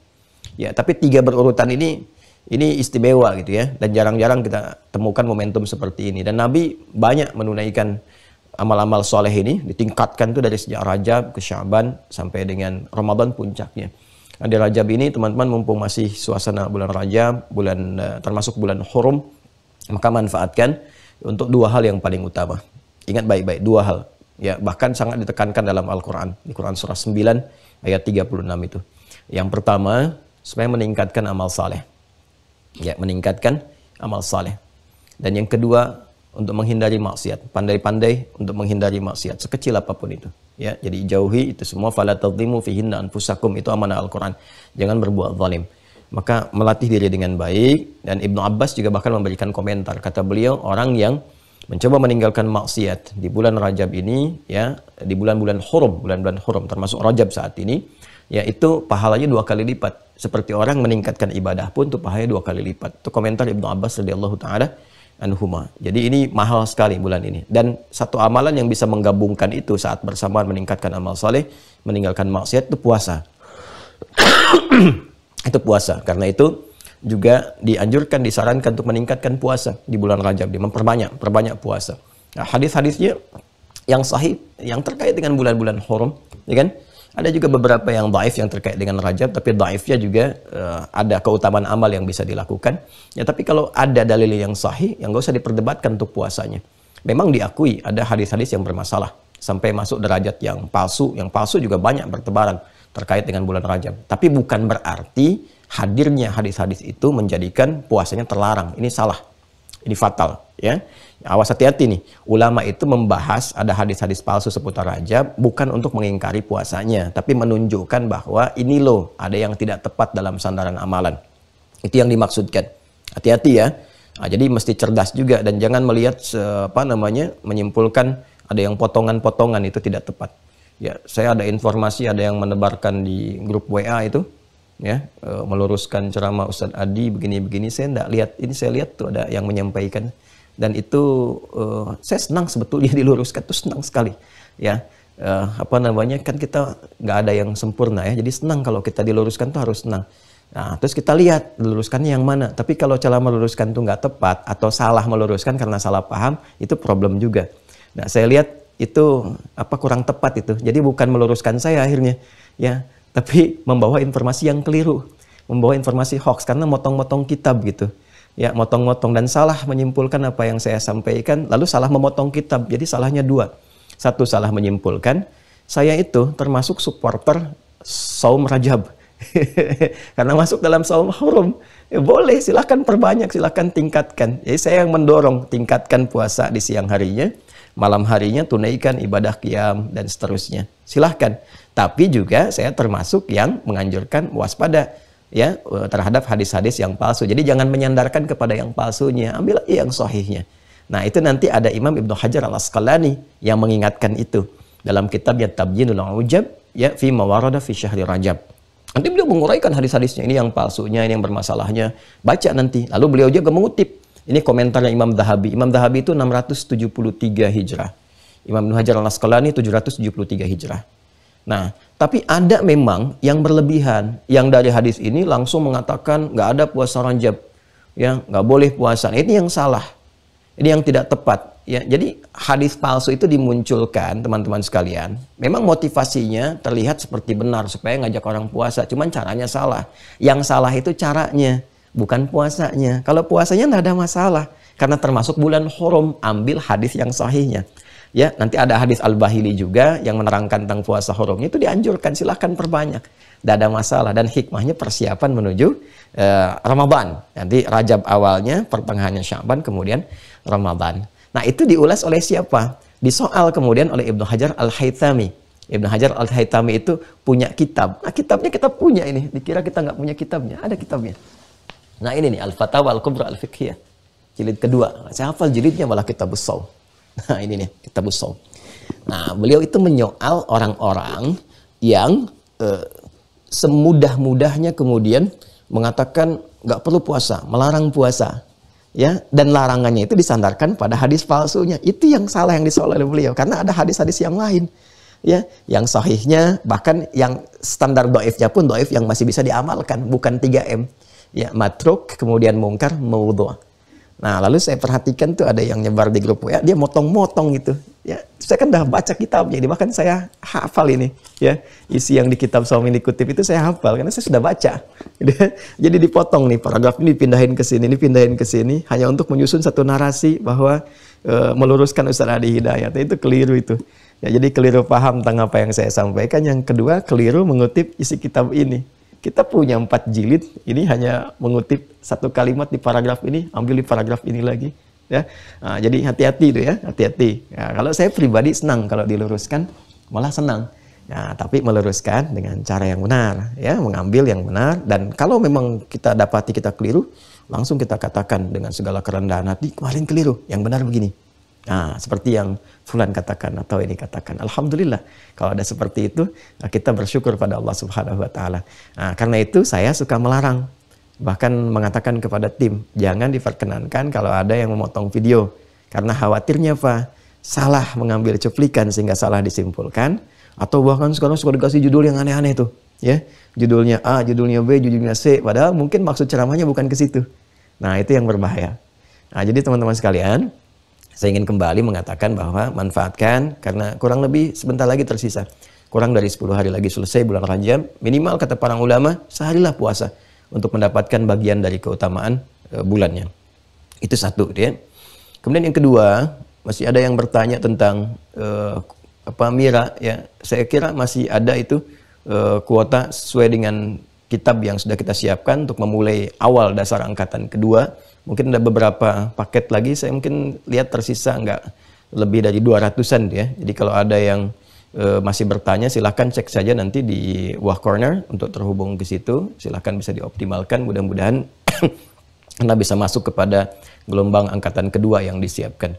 Nah, teman-teman yang ketiga, insya Allah di hari Rabu ya, kita akan memulai Rabu yang ini, yang sekarang, yang kemarin ketika kita akan eksekusi, kita mulai ternyata tim arsitek semua itu terkena COVID sehingga harus karantina semua. Alhamdulillah berkat doa kita semua sudah sehat semuanya, sudah baik dan sebagainya.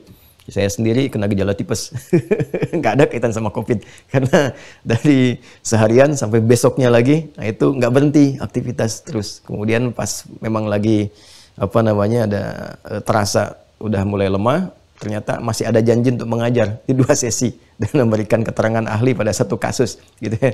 Jadi saya lakukan, setelah itu alhamdulillah malamnya langsung harus istirahat selama 3 hari. Alhamdulillah sekarang sudah mulai kembali. Jadi hari Rabu kita akan memulai dan semua tim, full tim. Jadi ada arsitek, ada kita juga bergerak ke lokasi. Insya Allah kita akan ngambil video dari sana untuk menunjukkan kepada teman-teman bahwa pembangunan pesantren sudah akan dimulai untuk yang pesantren ya. Kalau yang SD kan sudah tinggal mungkin 15% lagi. Selesai, tuntas. Mudah-mudahan Ramadan sudah selesai. Jadi pasca Ramadan nanti saya bisa mengundang juga yang di Mira ya secara zonasi untuk mencoba aulanya. Kalau yang pesantren mungkin masih butuh waktu. Tapi mari kita sama-sama bangun. Ya, jadi saya masih membuka kesempatan untuk ada kesempatan wakaf. Bukan donasi, saya nggak minta donasi. Ya, saya punya Allah untuk bisa mencukupkan semua. Tapi saya hanya memberikan gambaran, ini ada lahan untuk wakaf yang kita buka. Dan alhamdulillah sebagian juga sudah kita siapkan. Dan mudah-mudahan kalau sudah tercukupi juga kami akan tutup. Akan dimulai dari struktur sekarang. Akan dimulai dari struktur dulu selama berapa waktu ke depan. Nanti saya sampaikan ke teman-teman kebutuhan dan sebagainya. Struktur ini yang paling bagus. Ya kalau untuk wakaf. Karena struktur ini kan nggak akan berubah apapun karena dari dalam semua. Semua ditanam dan seterusnya. Jadi kalau sudah selesai tinggal nanti bangun spot-spotnya. Ya, masjid. Kalau masjid sudah ada, sudah maaf Anda nggak punya kesempatan di masjid karena masjid sudah tertutup. Masjid sudah selesai, tinggal nanti ada asrama, ada yang lain-lainnya, nanti ada spotnya, atau kita semua pada aspek-aspek yang bisa terkait. Kalau sudah selesai, saya katakan sudah terpenuhi, sudah cukup, nanti kita tinggal manfaatkan saja dan niatkan semua karena Allah. Itu semuanya, dari mulai suratnya, dari mulai tanahnya, dari semua asetnya, nggak ada satupun untuk milik pribadi, semuanya ditujukan untuk wakaf. Ya kan? Dan memang itu untuk mencetak ulama saja. Jadi kalau anak-anak Bapak Ibu mau ke situ, boleh. Syarat untuk masuknya 30 juz Al-Quran. Masih ada waktu 2 tahun dari sekarang. Boleh, 2024 ya baru mulai. Makanya saya kan suka ada wah 2024. Nah itu maksudnya pesantren jadi. Nah itu nanti 30 juz baru bisa masuk dan yang diterima hanya 40 orang. 20 ikhwan, 20 akhwat dan hanya mendidik untuk calon ulama saja. Calon ulama dan tidak profit di situ, tidak untuk cari uang. Makanya nanti cara pembiayaannya adalah saya dulu, saya bisa berapa dari semua kebutuhan, kalau bisa tercukupi maka gratis. Kalau ada sisa dari ketidakmampuan saya sementara, nanti baru dibagi kepada seluruh orang tua untuk bisa-bisa menyempurnakan sehingga itu milik semuanya. Itu karena tujuannya memang hanya untuk menyiapkan kadar ulama. Dan insya Allah kita niatkan tidak mencari sedikit pun dunia selesai. Kita nyiapin buat pulang aja. Baik ya, itu teman-teman sekalian, terima kasih untuk hari ini. Semoga Allah muliakan kita. Maafkan kalau ada yang kurang berkenan di pertemuan hari ini. Semoga Allah rahmati, semoga Allah muliakan, dan semoga Allah senantiasa menjaga, menyayangi kita semua. Allahumma taqabbal minna innaka antas sami'ul alim wa tub alaina innaka antat tawwabur rahim. Rabbana Allahumma barik lana ya Allah fi hadha syahr Rajab wa barik lana ya Allah warzuqna al-quwwata lin'amala fihi ma tuhibbuhu wa tarda. Allahumma barik lana ya Allah fi Sya'ban wa balighna Sya'ban wa balighna Ramadan wa barik lana ya Allah kullal barakatil kamali fi syahril mubarak fi syahri Ramadan. Allahumma rabbana atina fid dunya hasanah wa fil akhirati hasanah wa qina adzabannar. Ati anfusana taqwaha wa zakkiha anta khairu man zakkaha anta waliyuha wa maulaha. Wa sallallahu ala sayyidina Muhammad wa ala alihi wa sahbihi ajma'in. Subhanakallahumma wa bihamdika nashhadu an la ilaha illa anta nastaghfiruka wa natubu ilaik. Walhamdulillahi rabbil alamin. Assalamualaikum warahmatullahi wabarakatuh.